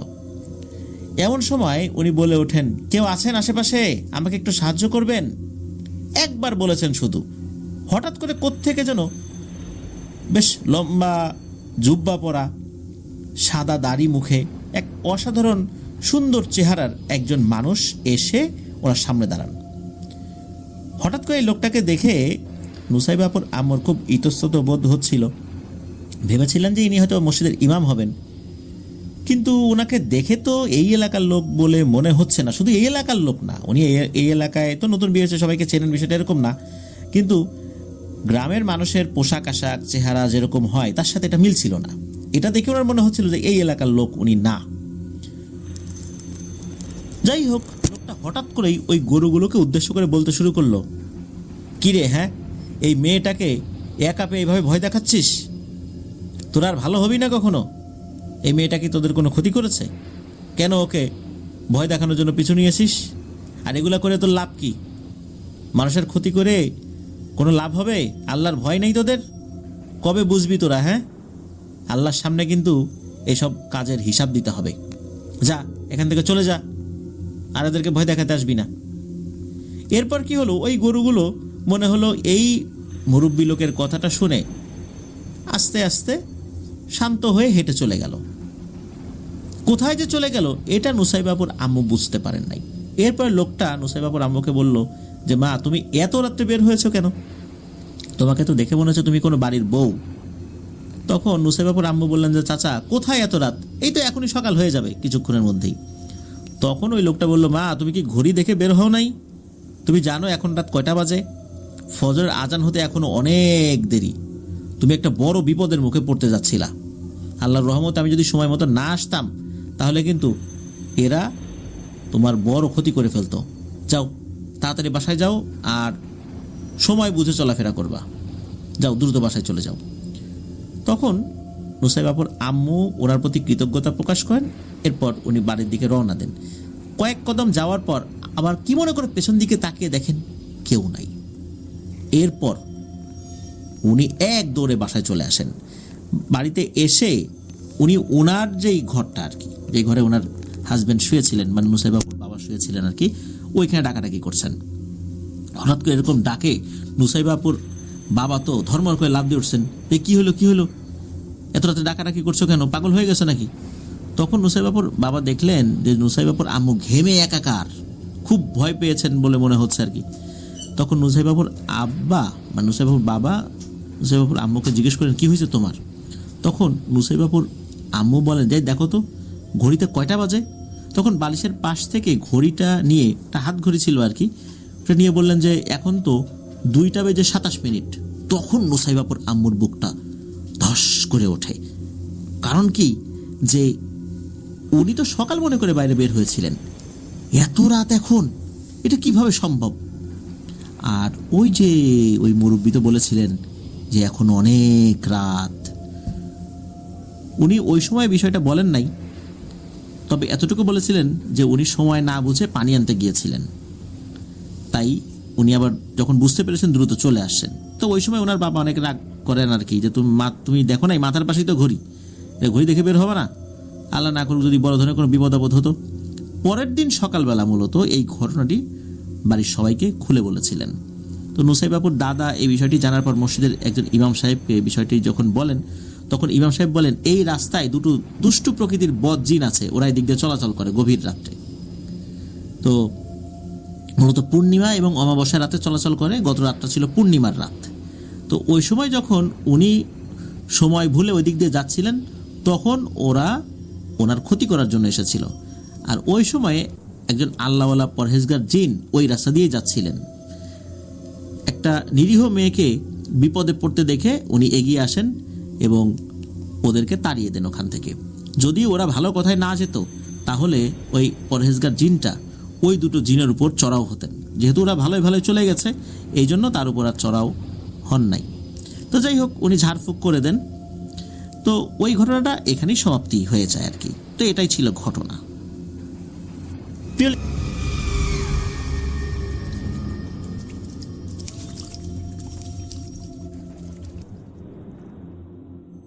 প্রিয় লিসেনার্স, এবারের ঘটনাটি নুসাইবাপুর, তবে ঘটনাটি ঘটেছিল ওনার ছোট ভাইয়ের সাথে। ছোট ভাই বলতে ভাইদের মধ্যে যিনি ছোট। আগের ঘটনাতে বলেছি যে ওনারা 6 ভাই ছিলেন, 2 ভাই মারা গিয়েছেন, অন্য 4 ভাই রয়েছেন। 4 ভাইয়ের মধ্যে সবার যিনি ছোট ভাই, তার থেকেও নুসাইবাপুর 6 বছরের ছোট। তো উনি এখনও অবিবাহিত, এখনও ওনার বিয়ে হয়নি। অন্য 3 ভাইয়ের বিয়ে হয়ে গেছে, তাদের আলাদা আলাদা ঘর তৈরি করে দেওয়া হয়েছে, তারা আলাদাভাবেই থাকছেন। তো ওনাদের বাসা যেটা, মানে যে বাড়িটা, সেই বাড়িটা কিন্তু বাংলাদেশের অন্যান্য বাড়িগুলোর সাথে আসলে ওইভাবে মেলে না। আমরা জানি মুন্সিগঞ্জের বিক্রমপুর কিন্তু কাঠের বাড়ির জন্য বিখ্যাত। আমরা যদি কাঠের বাড়ি দেখতে যাই, এই ঐতিহ্যবাহী কাঠের বাড়িগুলো কিন্তু মুন্সিগঞ্জের বিক্রমপুরে অনেক দেখা যাবে। কাঠের বাড়ি বলতে পুরো ঘর যে কাঠের, বিষয়টা এরকম না। লোহা কাঠ দিয়ে তৈরি, কিন্তু এই কাঠটা পাটাতন অথবা ফ্রেম বা আড়া যেগুলো, সেগুলো হয়ে থাকে। অন্যান্য অংশগুলো টিনের তৈরি হয়ে থাকে। আর এই নুসাইবাপুদের বাড়ি মুন্সিগঞ্জের বিক্রমপুরে, ওনাদের বাড়িটাও এইভাবেই তৈরি করা হয়েছিল। ওনাদের বাড়ির সামনে বেশ বড় একটা উঠোন, বড় বড় টিনের ঘর তৈরি করা হয়েছিল। আর সামনের দিকে ঢোকার গেট, বাসার পেছন দিকে ছিল খাল, আর খালের পরেই বিশাল মাঠ। মাঠের মধ্যে বড় বড় চাম্বল গাছ ছিল।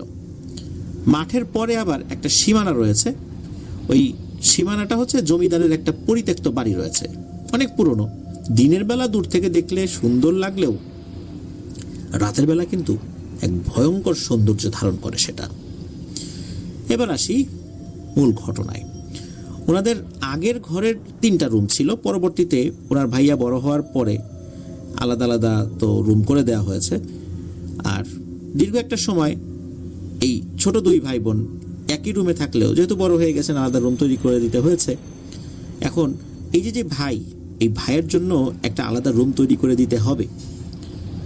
আগে যেই রুমটাতে উনি থাকতেন একা একাই, আলাদা রুম করে দেওয়ার পরে এখন দেখা গেল মেহমান আসলে একটু অসুবিধা হয়ে যায়।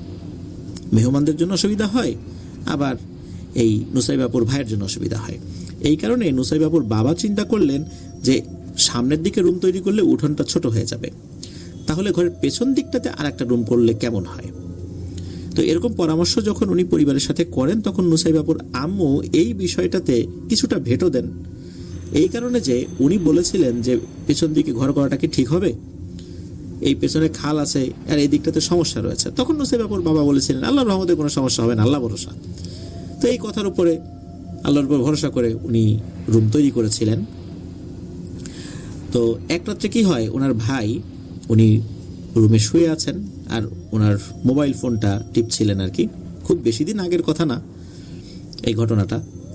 তো একটা সময় মোবাইলের চার্জটা শেষ হয়ে যায়, উনি আবার উঠে চার্জে ফোনটা লাগিয়ে শুয়ে পড়েন। ওই ঘরের মধ্যে এক ধরনের অদ্ভুত প্রশান্তি কাজ করতো, কেননা পাশেই তো খাল, খালের উপর আবার কচুরিপানা থাকে। যখন ওই খালের উপর দিয়ে বাতাসটা বয়ে আসে, বাতাসটা বয়ে ঠান্ডা হয়ে যখন রুমের জানালা দিয়ে ঢোকে, তখন দারুণ এক শীতল অনুভূতি সেই রুমের মধ্যে থাকে। তো ওই রুমের মধ্যে ঢুকলে বেশ ভালো একটা প্রশান্তি কাজ করে। ওনার ভাই তো তখন ঘুমানোর প্রস্তুতি নিচ্ছেন, একটা সময় ঘুমিয়েও যান। একদম ঘুমেই আছেন আর কি। কতক্ষণ ঘুমিয়েছেন জানেন না, হঠাৎ করে ওনার ঘুম ভেঙে যায়। উনি খুব ঠান্ডা শীতল এক ধরনের অনুভূতি পান। চিন্তা করেছিলেন রুমটা রাতের বেলা হঠাৎ করে এত ঠান্ডা হয়ে গেল কেন। এমনিতে তো রুম ঠান্ডাই, যেহেতু ঠান্ডা বাতাস আসে, কিন্তু এত ঠান্ডা কিন্তু হয় না। সময়টা কিন্তু শীতকাল ছিল না, গরমকালই ছিল।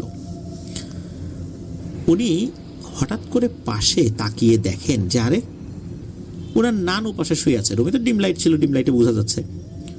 তখন এই নুসাইবাপুর ভাই চিন্তা করছেন যে নানু মনে হয় রাতের বেলা আসছে, এসে এই নুসাইবার রুমে না ঢুকে আমার রুমে ভুল করে ঢুকে পড়ছে। তখন বলছে, ও নানু ওঠো ওঠো, তোমার নাতনির রুমে যাও, তুমি মনে ভুল করে আমার রুমে চলে আসছো। তো এই কথা যখন বলেছে, হঠাৎ করে ওই অবাবটা চোখ খুলেছে। মনে হলো যে কথা বলার সাথে সাথে চোখ খুলেছে। আমরা কিন্তু ঘুমায় থাকার পর চোখ খুলতেও একটু সময় লাগে, চোখটা একটু জড়ানো থাকে, কিন্তু না, থপ করে চোখটা খোলে। আর চোখ খোলার পরপরই এক হাত এই নুসাইবাপুর ভাইয়ের শরীরের উপর উঠিয়ে দেয়। নুসাইবাপুর ভাই ফিল করেন ভয়ঙ্কর ঠান্ডায় হাত, মনে হচ্ছে বরফ তার শরীরের উপরে উঠিয়ে দেওয়া হয়েছে। শুধু যে হাত উঠিয়ে দিয়েছে বিষয়টা এরকম না, পা উঠিয়ে দিয়েছে। আর তখন ওই অবাবটা খুবই বিশ্রীভাবে হেসে দেয়, কিন্তু হাসির কোনো শব্দ হচ্ছিল না ওইভাবে। আর এই দৃশ্যটা দেখার পরপরই নুসাইবাপুর ভাইয়ের শরীর তো একদম ঠান্ডা হয়ে যায়। একে তো ঠান্ডা হাত পা তার শরীরের উপর উঠিয়ে দিয়েছে, আর ভয়ে তার শরীর একদম জমে গিয়েছে। তখন নুসাইবাপুর ভাইয়ের মনে হয় যে আরে নানু তো আমাদের বাসায় না, মামাদের বাসায় থাকার কথা, এত রাতে উনি আসবেন কিভাবে, আর আমার ঘরের দরজাও তো বন্ধ। তখন নুসাইবাপুর ভাই একটু সাহস সঞ্চয় করে বলেন যে কে তুমি, কি চাও, এখানে কেন এসেছো? তখন ওই অবয়বটা কোনো কথা না বলেই সরাসরি ওনার শরীরের উপরে উঠে পড়ে এবং গলা টিপে ধরে। নুসাইবাপুর ভাইয়ের হাইট কিন্তু 6 ফুট 1 ইঞ্চি, বেশ স্বাস্থ্যবান এবং শক্তিশালী এক তাগড়া যুবক। হঠাৎ করে এইরকম অবয়ব ওনার শরীরের উপর উঠেছে। শুধু যে উঠেছে তা না, গলা চিপে ধরেছে। আর ওই অবয়বটা নাকি তার এক হাত নুসাইবাপুর ভাইয়ের গলার ভেতরে ঢুকিয়ে দিয়েছে। আমরা যেমন গলার মধ্যে পানি নিয়ে গার্গিল করি, গড়গড় করি, যেরকম শব্দ হয়, ওই ধরনের খুবই তীব্র শব্দ অন্য ঘর থেকে এই যে নুসাইবাপু, তারপর ওনার মা বাবা যারা ছিলেন, ওনারাও হঠাৎ করে শুনতে পান। এদিকে ধুরুম ধারাম শব্দ হচ্ছে, মনে হচ্ছে ওই ঘরের মধ্যে ভাঙচুর শুরু হয়ে গেছে, ধস্তাধস্তি হচ্ছে। এদিকে ওনাদেরও তো ঘুম ভেঙে গেছে। ওনারা উঠে তাড়াতাড়ি ওই রুমের দরজায় এসে ধাক্কাধাক্কি করছেন, এই কি হয়েছে, খোল খোল। এর মধ্যে নুসাইবাপুর ভাই দৌড়ে এসে ঘরটা খুলে দেয়, মানে ঘরের দরজা খুলে দেন উনি। তবে ঘরের দরজা কতটুকু খুলতে পেরেছেন এটা আসলে বোঝা যায় না, কারণ হয়তোবা খোলার আগেই ওনারা ধাক্কিয়ে ঘরের যে খিলটা, মানে দরজার খিলটা ভেঙে ফেলতে সক্ষম হয়েছিলেন। ঘরে ঢোকার সাথে সাথে যখনই লাইট জ্বালিয়েছেন, তখনই সবাই দেখতে পান কোনো একটা কালো অবয়ব জানালা দিয়ে বের হয়ে গেল এবং পানির মধ্যে ঝপাত করে পড়ল। এরকম শব্দও হলো বেশ জোরে, যে শব্দটা সবাই টের পেয়েছিলেন।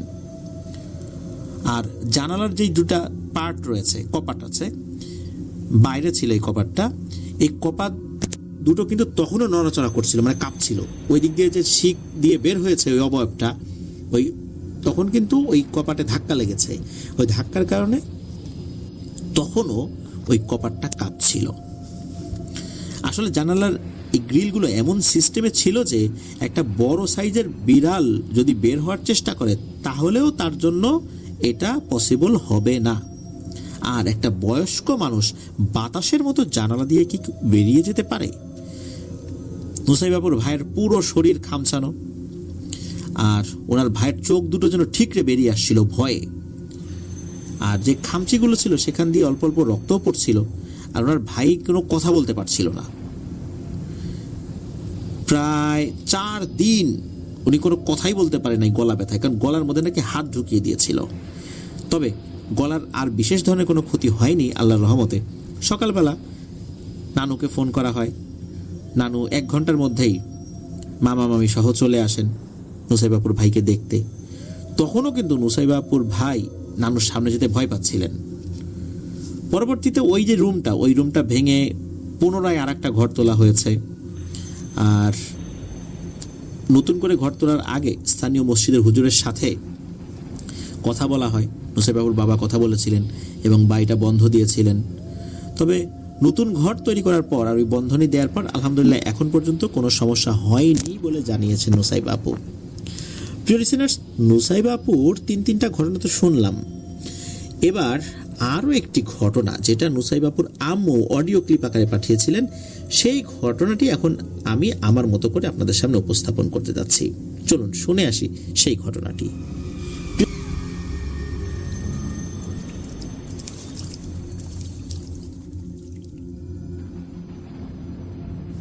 প্রিয় লিসেনার্স, এবারের ঘটনাটি আমাদেরকে যিনি দিয়েছেন তার নাম আবরার আহমেদ জাবির।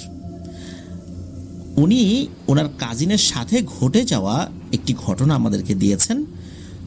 ঘটনাটি আজ থেকে প্রায় 15-16 বছর আগে হবে। ওনার ওই কাজিন তখন 3 বা 4-এ পড়তেন। উনি একটি স্কুলে পড়তেন, মূলত ওই স্কুল কেন্দ্রিক এই ঘটনাটি। সঙ্গত কারণে সেই স্কুলের নামটি বলছি না, তবে সেই স্কুলটি প্রাইমারি টিচার্স ট্রেনিং ইনস্টিটিউটের খুব কাছাকাছি একটা জায়গায়।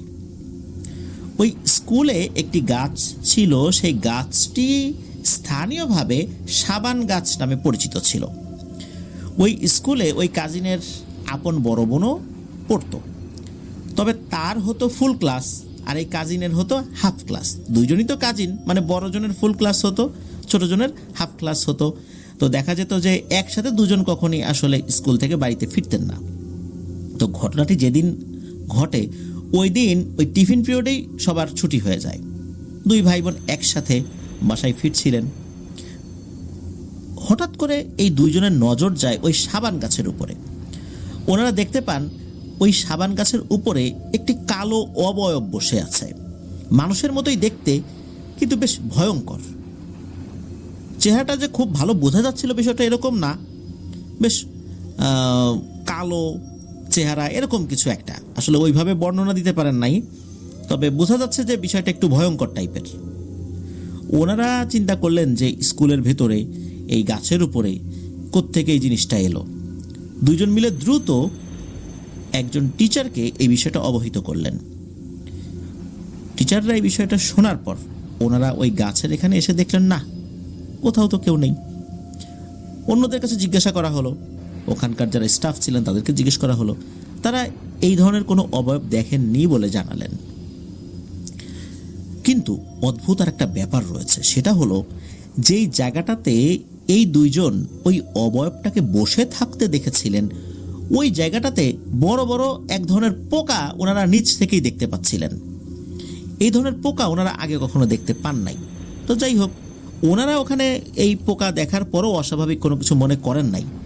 আর হঠাৎ করে ওই অবয়ব দেখেছিলেন 2 জন, ওনারা চিন্তা করেছেন হয়তোবা কোনো বাচ্চা টাচ্চা উঠেছিল বা কোনো পাগল উঠেছিল, এরকম হতেই পারে। কিন্তু এত অল্প সময়ের মধ্যে নেমে চলে যাবে, ওনারা তো আসলে ওই সময় ছোট ছিলেন, বয়স কম, এত বুঝ তো তাদের মধ্যে ছিল না। ওনারা ওই সময় বাড়িতে চলে যান। এরপর থেকেই ওনার ওই কাজিন, মানে জাবির ভাইয়ের কাজিন, মানে যিনি ছেলে, উনি ওনার ক্লাসের জানালার বাইরে তাকালেই নাকি একটি কালো ছায়া মূর্তিকে দেখতে পেতেন, কিন্তু অন্য কেউ সেটা দেখতে পেত না। সেই স্কুলে একটি স্টোর রুম ছিল যা সবসময় নাকি বন্ধ থাকতো। যদিও বা স্টোর রুম সবসময় বন্ধই থাকে, কিন্তু ভেতর থেকে প্রতিনিয়তই নাকি হঠাৎ হঠাৎ কটমট কটমট শব্দ শোনা যেত। মনে হচ্ছে হাড় চাবালে যেরকম শব্দ হয় না, ঠিক সেই রকম। কিন্তু ভেতরে কে? দরজা জানালা সবই বন্ধ, কুকুর বিড়াল ঢোকারও সুযোগ নেই। তাহলে ভেতরে কে? আর কুকুর বিড়াল এত জোরে কটমট করে কি হাড় চাবাবে? সেটা এত জোরে এই শব্দটা বাইরে আসবে? নিশ্চয়ই না। একবার কি হয়, ওই স্টোররুমের একটা ছিদ্র দিয়ে এই কাজিন তাকিয়েছিলেন। তো স্টোররুমের ভেতরে অনেক উপর দিয়ে কিছু আলো আসতো আর কি। তখন দেখা গেল যে 2টি ছায়ামূর্তি, চেহারা বোঝা যাচ্ছে না, কোনো কিছুর হাড় চেবাচ্ছে। এটা দেখে উনি মারাত্মক ভয় পান। এর ভেতরে তো কোনো মানুষ আসার কথা না, আর দিনের বেলাতে এইসব হচ্ছে। তখন যে রাত তা তো না, স্কুলের সময়। এছাড়া ওই স্কুলে একটি ওয়াশরুম ছিল, যেটা পরিত্যক্তই বলা যায়, খুব কমই ব্যবহৃত হতো সেটা। সেখানকার দেয়ালে নাকি রক্ত দিয়ে কিছু লেখা দেখা যেত, যেটা শুধু সংখ্যার মতো কিছু একটা। আর এই জিনিসটা কিন্তু অন্য কেউ দেখতে পেত না, শুধু এই জাবির ভাইয়ের কাজিনই দেখতে পেত। এটা একটা রহস্য, সেই কেন এই জিনিসটা দেখছে, অন্যরা তো কেউ এটা দেখে না। আর ওই আশেপাশে কিছু ডাব গাছ ছিল, ওই ডাব গাছেও নাকি একটা ছায়ামূর্তি দেখা যেত, বানরের মতো এই গাছ থেকে ওই গাছ, ওই গাছ থেকে ওই গাছ, এরকম লাফিয়ে লাফিয়ে যেত। এরই মধ্যে ঘটে যায় আরও একটি ঘটনা। এই কাজিনের যিনি মা, উনি তো কোনো একটা কারণে স্কুলে গিয়েছেন, বাচ্চাদের প্রয়োজনেই, তো উনি ওই ওয়াশরুমটাতে গিয়েছিলেন। ওই ওয়াশরুম যে একদম পরিত্যক্ত তা না, মানে এটা খুব কম ব্যবহার করা হয় আর কি। তো উনি যখনই ওই ওয়াশরুমে গিয়েছেন, উনি কিছু সময় পর ফ্রেশ হয়ে বাইরে বের হয়ে আসছেন, কিন্তু ওনার প্রচণ্ড মাথা ব্যথা করছিল। ওনার ভাষ্য অনুযায়ী ওই ওয়াশরুমে ঢোকার সাথে সাথে মনে হচ্ছে ওনার ভয়ঙ্কর মাথা ব্যথা শুরু হয়েছে, অথচ ওনার মাথা ব্যথা ছিল না।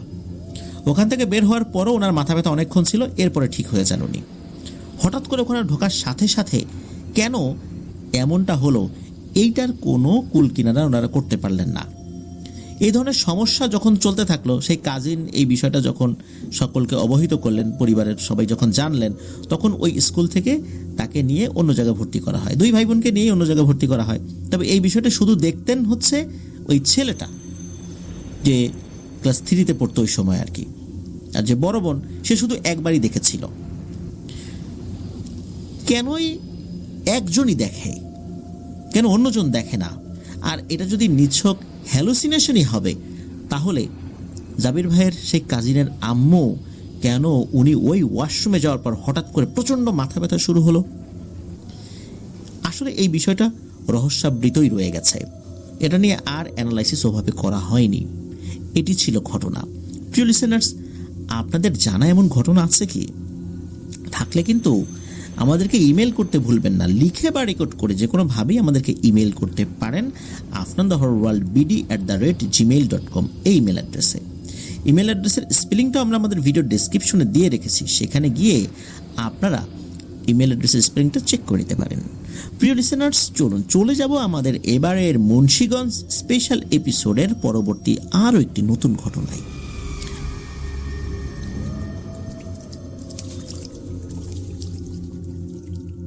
প্রিয় লিসেনার্স, ফিরে এলাম আমাদের মুন্সিগঞ্জ স্পেশালের নতুন আরও একটি ঘটনায়।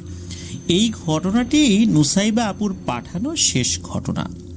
তবে ঘটনাটি মূলত ওনার আম্মুর নিজের কণ্ঠে রেকর্ড করা ঘটনা ছিল। প্রায় 34 মিনিটের একটি রেকর্ড ফাইল ছিল। আমি খুব মনোযোগ দিয়ে শোনার চেষ্টা করেছি। তো আন্টি বিভিন্ন জায়গায় আঞ্চলিক শব্দ ব্যবহার করেছেন, কিছু কিছু জায়গায় আমার বুঝতে কষ্ট হলেও মোটামুটি ঘটনার মূল বিষয়টা আলহামদুলিল্লাহ আমি বুঝতে পেরেছি। আমি সেই ঘটনাটি এখন আপনাদের সামনে উপস্থাপন করছি। আগের ঘটনায় বলেছি যে নুসাইবা আপুর আম্মুর নাম সমতা বেগম। চলুন মূল ঘটনায় ঢুকে যাই। ওনার তখন নতুন বিয়ে হয়েছে, ওনার কিন্তু অল্প বয়সে বিয়ে হয়েছিল। ওনার বিয়ের সময় বয়স ছিল 15 কি 16 বছর। তো উনি যখন প্রথম সন্তান ধারণ করবেন, মানে প্রথমবারের মতো উনি গর্ভবতী হন, সব কিছু স্বাভাবিকভাবেই চলছিল। যখন উনি 7 মাসের অন্তঃসত্ত্বা, তখন একটি ঘটনা ঘটে। এই নুসাইবা আপুর বাবা, উনি কিন্তু মাছ ধরায় বেশ পারদর্শী ছিলেন। মাছ ধরা কিন্তু তার একটা নেশা, যেটা এখনো আছে। উনি কি করেছিলেন, এক রাত্রে মাছ ধরে নিয়ে আসেন, একটা বড় আকারের গজার মাছ, একটা শোল মাছ, শিং মাছ, কয়েকটা টাকি মাছ। তো এগুলো ধরে নিয়ে আসেন। ওই দিন আবার টিপটিপ বৃষ্টিও পড়ছিল হালকা। পাশে বিভিন্ন জায়গায় খালের মতো ছিল, ওখান থেকে মাছ ধরে নিয়ে এসেছেন। তবে ওনাদের যে ঘরটা, ওটা নতুন ঘর ছিল। মূল যে বাড়ি, সেই বাড়ি থেকে একটু দূরে নতুন ঘর তৈরি করা হয়েছিল। ওই বাড়িতে কিন্তু শুধু হাজব্যান্ড ওয়াইফ ছিলেন আর কি। ওই সময় তো ওনাদের আর কোনো সন্তানাদি হয় নাই, প্রথমবারের মতো উনি গর্ভবতী হয়েছেন। তো যখন মাছগুলো নিয়ে এসেছেন, তখন এই নুসাইবা আপুর আম্মুকে ডাকাডাকি করেছেন। তো উনি উঠেছেন, ওঠার পর বলেছেন যে এই যে মাছ নিয়ে আসছি, মাছগুলো রেখে দাও। মাছ রেখে দেওয়ার পর আবার উনি যাবেন মাছ ধরতে। তো উনি যানও মাছ ধরতে। এদিকে ওই আন্টি কি করেছেন, ওই মাছগুলো বড় একটা পাতিলের মধ্যে রেখে একটু পানি দিয়ে উপরে এই পিড়ি বা ফিরা জাতীয় কোনো জিনিস দিয়ে আটকে রেখেছেন। বেশ অনেকক্ষণ পর ওনার কাছে মনে হলো যে মাছগুলো একটু দেখি তো কি অবস্থা। কোনো নড়াচড়া নাই, সারা শব্দ নাই। প্রথম দিকে কিন্তু সারা শব্দ হচ্ছিল, মাছগুলো নড়াচড়া করছিল, বের হওয়ার চেষ্টা করছিল। এরপর উনি যখন ওইখানে গিয়েছেন, গিয়ে দেখেন যে ওই কাঠ যেটা বা যে পিঁড়িটা দেয়া রাখা ছিল আর কি, ওইটা সরে গেছে, ভেতরে মাছ নাই। মাছ গেল কোথায়? ওনার হাজব্যান্ড এত কষ্ট করে মাছ ধরে নিয়ে এসেছেন। তখন উনি এই মাছটা খোঁজার চেষ্টা করেন। উনি দেখলেন ওই মাছগুলো এই পাশেই ছিল, মানে ঘরের পাশেই ছিল একটা হলুদ ক্ষেত। ওই হলুদ ক্ষেতের কাছাকাছি জায়গায় কিলবিল করছে। উনি ওখান থেকে মাছগুলো ধরে নিয়ে আসেন। ধরে নিয়ে আসার পর এবার ওই পাতিলের মধ্যে রাখেন। সবগুলো মাছই পান আর কি, যেগুলো বের হয়ে গিয়েছিল আর কি। কিছু কিছু মাছ উঠোনেই ছিল, ওগুলো তখনও বাইরে যেতে পারেনি। এবার উনি কি করেছেন, ওই কাঠের পিঁড়িটা দিয়ে উপরে আবার একটা এই শিল পাটা আছে না, এই একটা শিল দিয়ে রাখেন উপরে, ভারী একটা পাথর দিয়ে রাখেন উপরে, যাতে করে কোনোভাবেই এগুলো বেরোতে না পারে। বেশ অনেকক্ষণ পর এই নুসাইবাপুর আব্বা ফেরত আসেন। তো আসার পর উনি তো আবার ওই মাছগুলো চেক করেন, সব ঠিকঠাক আছে। তো ওনারা ঘুমিয়ে পড়েছেন। সকালবেলা উঠে ওই মাছগুলো যখন চেক করতে যাবেন, বিশেষ করে নুসাইবাপুর বাবা, উনি দেখেন যে গজার মাছ আর শোল মাছটা নাই। মাছটা তো কিন্তু বেশ বড় ছিল, মাছ গেল কোথায়? কিন্তু ওই শিং মাছ আর দুটো টাকি মাছ এগুলো কিন্তু ঠিকঠাকই আছে। মূলত ওই মাছের যেই হাঁড়িটা, ওটা বাইরে রাখা হয়েছিল। মুসাইবাপুর আব্বা যখন রাতের বেলা ফেরত আসেন, উনি আবার ওইটা ঘরের ভেতরে রেখেছিলেন। এদিকে নুসাইবাপুর আম্মু বলছেন যে এই গজার মাছ আর শোল মাছ ধরে নিয়ে আসছো, নিশ্চয়ই এগুলো জিন ভূত ছিল, হয় চলে গেছে, না হলে জিনে ভূতে এসে এই দুইটাকে খেয়ে গেছে। এদিকে সকালবেলা যখন ওনার বাড়িতে নুসাইবাপুর দাদি আসছেন, মানে নুসাইবাপুর আম্মার শাশুড়ি, উনি আসছেন, আর একজন মুরব্বী আসছেন, সবসময় আসেন, খুব তো বেশি দূরে না ঘর। আসার পর যখন শুনলেন যে এরকম মাছ রাতের বেলা ধরে এনে রাখা হয়েছে, সেটা আবার পরবর্তীতে ঘরেও এনে রাখা হয়েছে, তখন ওনারা এই নুসাইবাপুর বাবাকে খুব বকাঝকা করেন যে তোর কি কোনো জ্ঞান বুদ্ধি হবে না?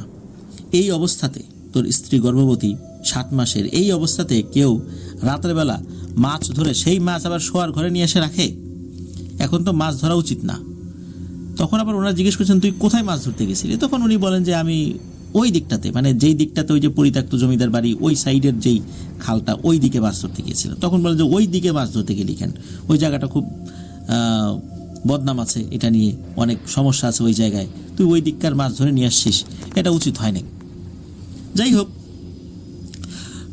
তখন এই মুরব্বীরা পরামর্শ দেন যে এখন তো ভাদ্র মাস চলছে, ভাদ্র মাসে তো কোথাও যাওয়া যাবে না, তা না হলে পরামর্শ দিতাম যে নিজের মায়ের বাড়িতে যাও। ভাদ্র মাসে নাকি কেউ কোথাও যায় না গর্ভবতী অবস্থায়, এটা গ্রামের একটা রীতিনীতি, এটা রীতি বলি, সংস্কৃতি বলি, কুসংস্কার বলি, এটা আসলে সেখানে একটা চলমান একটা বিষয় আর কি। তো ভাদ্র মাসে কোথাও নাকি যাওয়া যায় না। তো এরপরে আশ্বিন মাসে একটা নতুন ঘর তৈরি করা হয়েছিল বা নতুন বাড়ি তৈরি করা হয়েছিল, আগে থেকে নির্মাণাধীন ছিল, সেটাতে ওনারা চলে যান। নতুন বাড়ি আগে থেকে, সেই বাড়িটা আবার বড়, মানে নতুন বাড়িটা বেশ বড়, সেই বাড়ির গেট টেট বেশ বড় আর কি। আর নতুন বাড়ি হলে ওয়াশরুমটা কিন্তু ঘরের বাইরেই করা ছিল। এই ভাদ্র মাসে যেহেতু যান নাই, আশ্বিন মাসে চলে আসেন, তখন কিন্তু ওনার গর্ভের সন্তানের বয়স কিন্তু 8 মাস, মানে গর্ভাবস্থায় 8 মাস। এদিকে নতুন বাড়িতে আসছেন, তখন নতুন জায়গায় তো আসলে একটু মানিয়ে নিতে কয়েকদিন সময়ই লাগে। রাতের বেলা একদিন ওয়াশরুমে যাওয়ার দরকার হয়। এদিকে নুসাইবাপুর নুসাইবাপুর আম্মু ডেকেছেন, উনিও উঠেছেন, উনিও ওয়াশরুমে যাবেন। তো হয় কি যে ওয়াশরুমে যাওয়ার জন্য প্রথমে নুসাইবাপুর আম্মু গিয়েছেন, যাওয়ার পর উনি বের হয়ে এসে ওই ঘরে যে বারান্দা ওইখানে বসেছেন, তখন নুসাইবাপুর আব্বু ঢুকেছেন ওয়াশরুমে। তো উনি বের হলে দুজন একসাথে ঘরে ঢুকে দরজা লাগিয়ে দেবেন, এরকমই আর কি চিন্তা। নুসাইবাপুর আম্মু তো বসে আছেন, হঠাৎ করে ওনার কাছে মনে হলো ওনার গা ঘেঁষে কিছু একটা চলে গেল। কি গেল? উনি তাকিয়ে দেখলেন একটা ভাল্লুকের মতো কোনো একটা প্রাণী 2 পায়ে হেঁটে যাচ্ছে, যেটার মাথা নাই, পেছন থেকে দেখছেন একদম কুচকুচে কালো বড় বড় লোম, এবং লোমগুলো বেশ মোটা মোটা বলে মনে হচ্ছে। এইটা দেখার সাথে সাথে উনি তো ওরে বাবারে বলে দেন এক চিৎকার। তো ওনার চিৎকার শুনে তো ওয়াশরুমের ভেতরে তো নুসাইবাপুর আব্বু ছিলেন, উনি বেশ তাড়াতাড়ি ফ্রেশ হয়ে বাইরে বের হয়ে এসে বলেন যে কি হয়েছে। তখন বলেন যে কি যেন একটা দেখলাম যেটার মাথা নাই। তখন এটা শুনে উনি বেশ চিন্তিত হন যে কি দেখলো, নিশ্চয়ই স্বাভাবিক কিছু না। তারপরও একটু সান্ত্বনা দিলেন, আরে মনের ভুল, ঘুম থেকে উঠে আসছো তো কি থেকে কি দেখেছো, হয়তো বা ঘুমের একটা ভাব চলে আসছিল, দুঃস্বপ্ন দেখেছো এখানে বসে বসে, এরকম একটা বুঝ দিলেন আর কি। যাই হোক ওনারা ওই রাত্রের মতো ঘরে চলে গেলেন। তো ওনাদের যেই রান্নাঘরটা ছিল ওই রান্নাঘরের পাশেই ছিল একটা শেওড়া গাছ। তো পরের দিনের কথা, মানে এই যে একটা অবয়ব দেখেছেন তার ঠিক পরের দিনের কথা, সন্ধ্যার কিছুক্ষণ আগে, কারণ গ্রামে তো সন্ধ্যার পরপরই রাতের খাওয়া দাওয়া শুরু হয়ে যায়, তাই সন্ধ্যার আগেই রান্নাবাড়া কিন্তু সব শেষ করতে হয়। তো সন্ধ্যার কিছু সময় আগেই রান্নাবাড়া শেষ হয়ে যায়। নুসাইবা আপুর বাবা বেশ কিছু ছোট ছোট মাছ নিয়ে এসেছিলেন, এই পুঁটি মাছের মতো এরকম কিছু মাছ নিয়ে এসেছিলেন, যেগুলো কেটে তেলে ভেজেছিলেন নুসাইবা আপুর আম্মু। তো এর মধ্যে একটা মাছ একটু বেশি ভাজা হয়ে গিয়েছিল, একটু কালো কালো হয়ে গেছে, আবার সেটা ভেঙেও গিয়েছিল। উনি কি করেছেন, ওই মাছটা খেয়ে ফেলেছিলেন আর কি। তারপরে মাছ ওই ভাজা যেগুলো ছিল ওগুলো নিয়ে ঘরে চলে আসেন। সন্ধ্যার আগে উনি ঘরে চলে আসছেন। তো উনি চিন্তা করলেন যাই একটু পুকুর থেকে হাত মুখ ধুয়ে আসি। তো উনি পুকুরের দিকে যখন রওনা দিয়েছেন তখন তো অন্ধকার হয় নাই, হঠাৎ করে উনি দেখলেন সামনে একটা বিড়াল, বেশ বড় সড় একটা বিড়াল। তো এই বিড়ালটা ওনার সামনে দিয়ে হেঁটে ওই পুকুরের দিকেই যাচ্ছে। তো উনি মনে করছেন এটা স্বাভাবিক কোনো বিড়ালই হবে। হঠাৎ করে কি হলো, ওই বিড়ালটা ফুটবলের মতো কিছু একটা গোলাকৃতি আকারের কিছু একটা মতো ধারণ করলো, এবং ওইটা কি করলো, লাফিয়ে লাফিয়ে পুকুরের পানিতে চলে গেল একা একাই। পুকুরের পানিতে ওই বলের মতো জিনিসটা পড়ার সাথে সাথে বানরের মতো কিছু একটা হয়ে গেল, এবং সেটা পানির মধ্যে সাঁতার কাটছে। উনি এটা দেখছেন, দেখার পরও ভয় যে চলে আসবেন এই অনুভূতিটা ওনার হচ্ছিল না ওই সময়। এরপর উনি আবার দেখলেন যে কিছুক্ষণ বানরের মতো ওই প্রাণীটা সাঁতার কাটার পর আবার বলের মতো আকার ধারণ করলো, এবং সেটি পানির উপর লাফিয়ে লাফিয়ে পাশে থাকা একটা গাছে উঠে গেল, এবং কিছুটা ওঠার পর আবার বিড়ালের আকৃতি ধারণ করলো। এই জিনিসটা উনি দেখলেন। আর এই জিনিসটা দেখার পর তখন ওনার সেন্স আসে, আরে এটা কি দেখলাম। তখন উনি বেশ ভয় পান। তো যাই হোক, এই বিষয়টা যখন দেখেন তখন ওই অন্যদেরকে কিন্তু এই বিষয়টা বলেছিলেন, ওনার আত্মীয় স্বজনদেরকে বলেছেন যে এরকম একটা জিনিস দেখলেন। তখন অন্য যারা ছিলেন তারা কিন্তু বিষয়টা এটা স্বাভাবিকভাবে নেন নাই, যে এইটা তো এই অবস্থায় গর্ভাবস্থায় এই বিষয়গুলো দেখা তো ভালো নয়, ক্ষতি হতে পারে গর্ভের সন্তানের। তো যাই হোক, বেশ নজরেই রেখেছিলেন যাতে কোনো সমস্যা না হয়। এর মধ্যে কি হয় যে 9 মাসে ওনার গর্ভের সন্তানের বয়স হয়ে যায় আর কি, 9 মাসে ওনার গর্ভাবস্থা পড়ে যায়। হঠাৎ করে ওনার শারীরিক অসুস্থতা দেখা দেয়। আর এই যে নুসাইবাপুর যে দাদি, উনিও কিন্তু একজন ভালো মানের একজন ছিলেন। দায়ী বলতে বোঝায় যে গ্রামে অনেক সময় দেখা যাচ্ছে যে নার্স তো এরকম থাকে না, তখন এই প্রসূতি মায়েদের সেবা করার জন্য যে অভিজ্ঞ মহিলারা থাকেন তাদেরকে দায়ী বলা হয়। তো নুসাইবাপুর দাদি কিন্তু একজন দায়ী ছিলেন। তো উনি হঠাৎ করে শুনতে পেলেন যে নুসাইবাপুর আম্মুর সমস্যা হচ্ছে। তো উনি তাড়াতাড়ি করে চলে আসলেন। আসার পর ওই রাত্রেই নুসাইবা আপুর আম্মু একটা পুত্র সন্তান প্রসব করেন, যার নাম রাখা হয় সুমন। তো পরের দিন যেহেতু ওই বাড়িতে উনি একা, পরের দিন অন্য একটি বাড়িতে নিয়ে যাওয়া হয়, তার মায়ের বাড়িতে, মানে নুসাইবা আপুর আম্মুর মায়ের বাড়িতে, মানে নুসাইবা আপুর নানা বাড়িতে। ওটা কাছাকাছি ছিল আর কি। তো সেখানে নিয়ে যাওয়ার পর কিছু সমস্যা দেখা দেয়। সেটা হলো যে যেদিন নিয়ে গেল তার পরের দিন দেখা গেল যে নুসাইবা আপুর যে নানি, উনি ওই বাড়ির পাশে একটা গাব গাছ ছিল, যেই গাব গাছে কোনো ফল ফুল হতো না, সবাই এটাকে পুরুষ গাব গাছ বলতো। তো ওই পুরুষ গাব গাছের নিচে একটা পাগলি টাইপের একটা মেয়ে, সেই মেয়েটাকে তারা চেনেন, ওই গ্রামেরই, সে কোলে করে নিয়ে যাচ্ছে এই নুসাইবাপুর ভাই সুমনকে। তো প্রতিমধ্যে নুসাইবাপুর নানির সাথে তার দেখা, এই তুই এই বাচ্চা কই নিয়ে যাস? নাও নাও, তোমার জামাই নাও। আমার জামাই মানে? বলে হ্যাঁ, তোমার মেয়ের বাচ্চা। তুই এটা নিয়ে কোথায় যাচ্ছিস, আর এই গাব গাছের এখানে তুই আসছিস কেন? তখন কোনো কথা না বলে ওই বাচ্চাটাকে তার কোলে দিয়ে হেঁটে চলে যায়। তখন কিন্তু দুপুর সময়, মানে জোহরের ওয়াক্ত হয়ে গেছে, আজান দেয় নাই। উনি বাচ্চাটাকে কোলে নিয়ে আসেন, কোলে নিয়ে এসে বলতেছেন যে আমার নাতি এই অসময়ে এই গাব গাছের কাছে নিয়ে গেল, ওর মা কি করে, মানে নুসাইবাপুর আম্মু সমতা বেগম সে কি করে? উনি বাসায় এসে সোজা চলে যান এই সমতা বেগম আন্টির ঘরে। ঘরে ঢুকে উনি একটা অদ্ভুত দৃশ্য দেখতে পান। এই সমতা বেগম আন্টি মনে হচ্ছে উনি অজ্ঞান হয়ে পড়ে আছেন, এমন একটা অবস্থা। যদিও বা ওনাকে ডাক্তার ওষুধ দিয়েছিলেন, হয়তোবা এই ওষুধের প্রভাবেই উনি খুব বেশি করে ঘুমাচ্ছিলেন, কিন্তু না, মনে হচ্ছিল উনি অজ্ঞান হয়ে গেছেন, ওনার কোনো সেন্স নাই। এই বাচ্চাটাকে তাহলে কে নিয়ে গেল, তাও আবার এই সময় গাব গাছের ওখানেই বা কেন? এটা নিয়ে উনি খুব চিন্তিত হয়ে পড়লেন। উনি সমতা বেগম আন্টিকে জ্ঞান ফেরানোর চেষ্টা করলেন, সফল হলেন। তখন তাকে বলা হয় যে এই তোমার ছেলেকে তো নিয়ে যাচ্ছিল। তখন উনি বলেন না তো, আমি কিছু জানি না, কেউ তো আমার কাছে আসে নাই, হঠাৎ করে আমার কি হলো আমি তো আসলে ওইভাবে বলতেও পারি না। ওই রাত থেকেই শুরু হয়ে গেল সমস্যা। এই বাচ্চা রাত থেকে খুব কান্নাকাটি করে, আর রাতের বেলা ওনার ঘরের যেই বেড়া, এই বেড়ার কাছে মনে হয় যে কেউ একজন এসেছে, এই বেড়া ভেঙে ফেলার চেষ্টা করছে, মনে হচ্ছে বেড়া ভেঙে ভেতরে ঢুকে পড়বে, এরকম অবস্থা হচ্ছে। প্রতি রাত্রেই সমস্যা দেখা দিল। আর এই বাচ্চারও এমন সমস্যা দেখা দিল, রাতের বেলা দেখা যাচ্ছে সে লাল বর্ণ ধারণ করে, শরীর নীল বর্ণ ধারণ করে, কখনো কালো কুচকুচে বর্ণ ধারণ করে, কখনো আবার এত ফর্সা সুন্দর চেহারার দেখা যায়। এই বিষয়টা তো স্বাভাবিক নয়। পরের দিন এই নুসাইবাপুর দাদিকে নুসাইবাপুর নানি খবর পাঠান, তারপর আবার নুসাইবাপুর দাদাকেও খবর পাঠান যে আসলে সুমনের অবস্থা তো ভালো না, কেন যেন এরকম হচ্ছে, বেড়াটারা রাতের বেলা কে যেন ভেঙে নিয়ে যেতে চায়, সুমন রাতের বেলা কান্নাকাটি করে। তো এই খবর দেওয়ার উদ্দেশ্য ছিল হচ্ছে যে নুসাইবাপুর দাদা কিন্তু টুকটাক ঝাড়ফুঁক জানতেন মসজিদের, যেহেতু মুয়াজ্জিন, ইমাম, খাদেম তিনটা দায়িত্বই পালন করতেন, তো উনি টুকটাক ঝাড়ফুঁক জানতেন। তো ঝাড়ফুঁক জানার পর উনি আসলেন, এসে উনিও বিষয়টা স্বাভাবিকভাবে আসলে মনে করেন নাই। উনি চিন্তা করলেন যে এটাকে টাহুরা ধরছে, তাছাড়া তো এইরকম আলামত হওয়ার কথা নয়।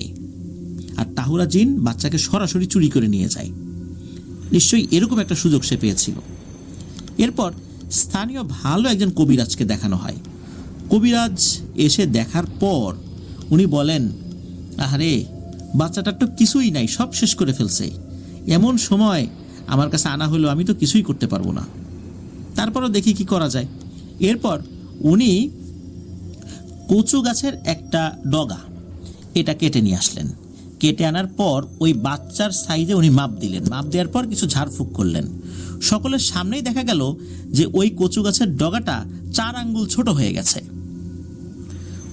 উনি আবারও মাপ দিলেন বাচ্চার মাপের সাথে, দেখলেন যে আসলেই 4 আঙ্গুল ছোট হয়ে গেছে, যেটার লক্ষণ ভালো নয়। তার মানে হচ্ছে যে আসলেই টাহুরা একে আক্রমণ করেছে। উনি আবার অন্য আরও একটি কচু গাছের ডগা নিয়ে আবার মাপ দেওয়া শুরু করলেন এবং ঝাড়ফুঁক শুরু করলেন। এবারও দেখা গেল ওই নতুন কচু গাছের ডগাটাও 4 আঙ্গুল ছোট হয়ে গেছে। তখন উনি বললেন, না, এর আর কিচ্ছু নাই, একে বাঁচানো সম্ভব না, আল্লাহর কাছে দোয়া করো, আল্লাহ তাআলা চাইলে ভালো হবে, তাছাড়া কোনো ঝাড়ফুঁকে কাজ হবে না, ওর সব শেষ করে ফেলেছে, ওকে চিকিৎসা করে কোনো লাভ নাই। তারপরও আসলে মা বাবা তারা তো চেষ্টা করবেনই তাদের সর্বোচ্চটা দিয়ে সন্তানকে বাঁচানোর জন্য, ওনারা চেষ্টা করেছিলেন, তবে মাসখানেক বেঁচে ছিলেন। এক রাত্রে হঠাৎ করে এই যে সুমন, যে এই নুসাইবাপুর সবার বড় ভাই, ওই রাত্রে অদ্ভুত এক ধরনের শব্দ করছে। সাধারণত বৃদ্ধ মানুষরা অসুস্থ থাকলে যেরকম শব্দ করে ওই রকম শব্দ। তো এই শব্দ যখন করছে তখন এই নুসাইবাপুর দাদি উনি বুঝতে পেরেছিলেন যে বিষয়টা স্বাভাবিক নয়। তখন উনি বলছেন যে এই শব্দ করবি না, তাহলে কিন্তু তোর আগুনের ছ্যাঁকা দেবো। যেই না এই কথা বলে আর থেমে যায়। অদ্ভুত ব্যাপার, সে তো এরকম কথা বোঝার কথা নয়, আগুনের ছ্যাঁকা দেওয়ার কথা শুনলেই কেন থেমে যায়, বিষয়টা রহস্যজনক। ওই রাত্রে হঠাৎ করেই মা মা স্পষ্টভাবে মা মা বলে ডাকতে থাকেন এই সুমন। মাত্র 3 মাসও বয়স হয় নাই তখন, মানে এই অসুস্থতা নিয়েই কিন্তু কয়েক মাস পার হয়ে গেছে। এত ছোট বাচ্চা কিন্তু মা মা শব্দ করার কথা নয়, কিন্তু স্পষ্টভাবে মা মা শব্দ করছিলেন তিনি। ওই রাত্রের পরে আর মাত্র কয়েকটি রাত সুমন জীবিত ছিল, এরপর সে মারা যায়। আসলে ওই কবিরাজ বলেছিলেন যে তার আসলে কিছুই নাই, ভেতরে নাকি সব খেয়ে শেষ করে ফেলেছে এই টাহুরা। মূলত টাহুরার কোলে যেই বাচ্চা একবার যায় তারই অবস্থা খারাপ হয়ে যায়। হয়তোবা তাকে ওইভাবে নিয়ে যাওয়ার চেষ্টা করেছিল, পারেনি, কিন্তু কোলে যাওয়ার সাথে সাথে তার যে ক্ষতি করার দরকার ছিল সেটা করে ফেলেছিল। এইভাবেই এই সমতা বেগম আন্টির প্রথম সন্তান মারা যায়। এরপরে তার আরও 2টি সন্তান হয়। এরপরে যে সন্তান হয় তার নাম রাখা হয় রিপন, তারপরে যে সন্তান হয় তার নাম রাখা হয় স্বপন। এই 2 জন স্বাভাবিকভাবেই বেড়ে উঠছিল, কোনো সমস্যা হচ্ছিল না। এরপরে আরও একজন সন্তান জন্ম নেয় যার নাম হচ্ছে রাজীব। তো এই রাজীবের বয়স যখন কয়েক মাস, 3 মাস বা 4-5 মাস এরকম হবে আর কি, তো তখন এই রিপন, স্বপন এবং রাজীবকে সাথে নিয়ে এই নুসাইবা আপুর বাবা মা একটা জায়গা থেকে আসছিলেন। তো সন্ধ্যা হয়ে যাচ্ছিল এরকম একটা ভাব। তো নুসাইবা আপুর আব্বু কি করেছেন, আধা কেজি মুড়ি কিনেছিলেন, মুড়ি কিনে আসছিলেন আর কি। তো ওই রাত্রে বাড়িতে আসার পরই কিছু সমস্যা দেখা দেয়। এই যে রাজীব, তিনি কান্নাকাটি করতে থাকেন, তার শরীরে জ্বর আসে, এরকম একটা অবস্থা। বিষয়টাকে আসলে স্বাভাবিকভাবে ওনারা নিয়েছিলেন, কারণ হচ্ছে যে এমনটা আসলে হওয়াটা কি স্বাভাবিক নয়, বাচ্চাদের তো অসুখ বিসুখ হতেই পারে। এর কয়েকদিন পর হয় কি, এই যে রাজীব, যে তাকে কোলে নিয়ে এই নুসাইবাপুর আম্মু একটা জায়গায় গিয়েছিলেন, বেশ একটা দূরে জায়গায়, একটা ডাক্তারের কাছে গিয়েছিলেন মূলত এই অসুস্থতার কারণে, একটু জ্বর এসেছিল। তো ডাক্তারকে দেখাতে দেখাতে বেশ দেরি হয়ে যায়। তখন উনি কি করেছেন, ওই দিন তো যেহেতু বাইরে গিয়েছে, একটা নতুন শাড়ি পরে গিয়েছেন, আবার যাওয়ার আগে তেলে ভাজা পিঠা খেয়ে গিয়েছিলেন। এখন দিনের বেলা গিয়েছেন, এটা তো আহামরি খুব বেশি জটিল কিছু না, এই চিন্তা করেই উনি গিয়েছেন। তো ফেরত যখন আসবেন, এদিকে বাসায় তার 2 সন্তান রিপন এবং স্বপন, বাচ্চা দুটো না খেয়ে আছে, তাড়াতাড়ি বাসায় যেতে হবে। তো ডাক্তার দেখানোর পর উনি বাড়িতে যাওয়ার জন্য একটা শর্টকাট রাস্তা ধরেন। শর্টকাট রাস্তা যেদিক দিয়ে ধরেছেন ওইটা মূলত একটা খাল, আশেপাশে ময়লা আবর্জনা আছে, একটা নর্দমার মতো, ওই পাশ দিয়ে উনি যাচ্ছিলেন আর কি। তো ওই দিক দিয়ে উনি অল্প সময়ের মধ্যে বাড়িতে চলেও আসেন। কিন্তু ওই রাত থেকেই শুরু হয় একটা সমস্যা। মূলত যে ডাক্তারের কাছে গিয়েছেন সেই ডাক্তারের নাম হলো গোপাল ডাক্তার, বেশ নাম করা এলাকায় ছিলেন আর কি সেই গোপাল ডাক্তার। তো উনি বাড়িতে যখন চলে আসছেন, বাড়িতে চলে আসার পর ওই রাত থেকে শুরু হয় সমস্যা। এই যে রাজীব তিনি অসুস্থ হয়ে পড়েন, ভালো হয় না। এরপর বেশ কিছু কবিরাজ দেখানো হয়, কবিরাজরাও কিছু বলতে পারে না, ও হয়তো শুধু টাকা পয়সা নেয়। এরপর আরও একজন কবিরাজ, যতদূর সম্ভব তার নাম বলেছিলেন ওহাব কবিরাজ, তাকে দেখানো হয়। তো উনি যখন দেখেছেন তখন উনি ওনার মতো করে, ওনার একটা দল আছে, জিকির আজগার করে তার উপর জিন হাজির করেন। যেই জিনটা মূলত আসর করেছিল বলে সন্দেহ করা হচ্ছিল এই রাজীবের উপরে, তাকে হাজির করার চেষ্টা করেন। তো হাজির করতে এক সময় সক্ষম হন। যখন হাজির করা হয় তখন কিন্তু বেশ অনেক ধরনের মিষ্টি রাখা হয়েছিল, ফল রাখা হয়েছিল, কয়েক সের দুধ রাখা হয়েছিল। হাজির হওয়ার পর করে কি, এই সব খাবার খেয়ে ফেলে, এক নিঃশ্বাসে সবটুকু দুধ খেয়ে ফেলে, অন্য খাবারও খেয়ে ফেলে। এরপর বলছে যে এই 2টাকে আমি নিয়ে যাব, আর 2টাকে যদি নিতে না পারি 1টাকে আমি অবশ্যই নেব। এখন কবিরাজ বলছেন যে কেন তুই এই 2টাকে নিবি? তখন বলছে যে আমি একটা হিন্দু সন্ন্যাসী গোছের জিন, আমি ওইখানে ওই সময় শুয়েছিলাম, ও নতুন শাড়ি পরে বাচ্চা কোলে নিয়ে ওদিক দিয়ে যাচ্ছিল, আবার ভাজা পিঠা খেয়ে, মানে তেলে ভাজা পিঠা খেয়ে আবার বাড়ি থেকে বের হয়েছিল।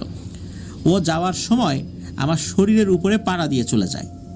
একে তো তেলে ভাজা পিঠা খেয়েছে, নতুন শাড়ি পরা ছিল, আর আমার শরীরের উপর পাড়া দিয়ে গেছে, যাতে আমার অনেক ক্ষতি হয়েছে। ওদের দুইজনকে অথবা যে কোনো একজনকে নিয়ে যেতে পারলেই সেই ক্ষতি আমার পূরণ হবে, সুতরাং একজনকে আমি নেবই।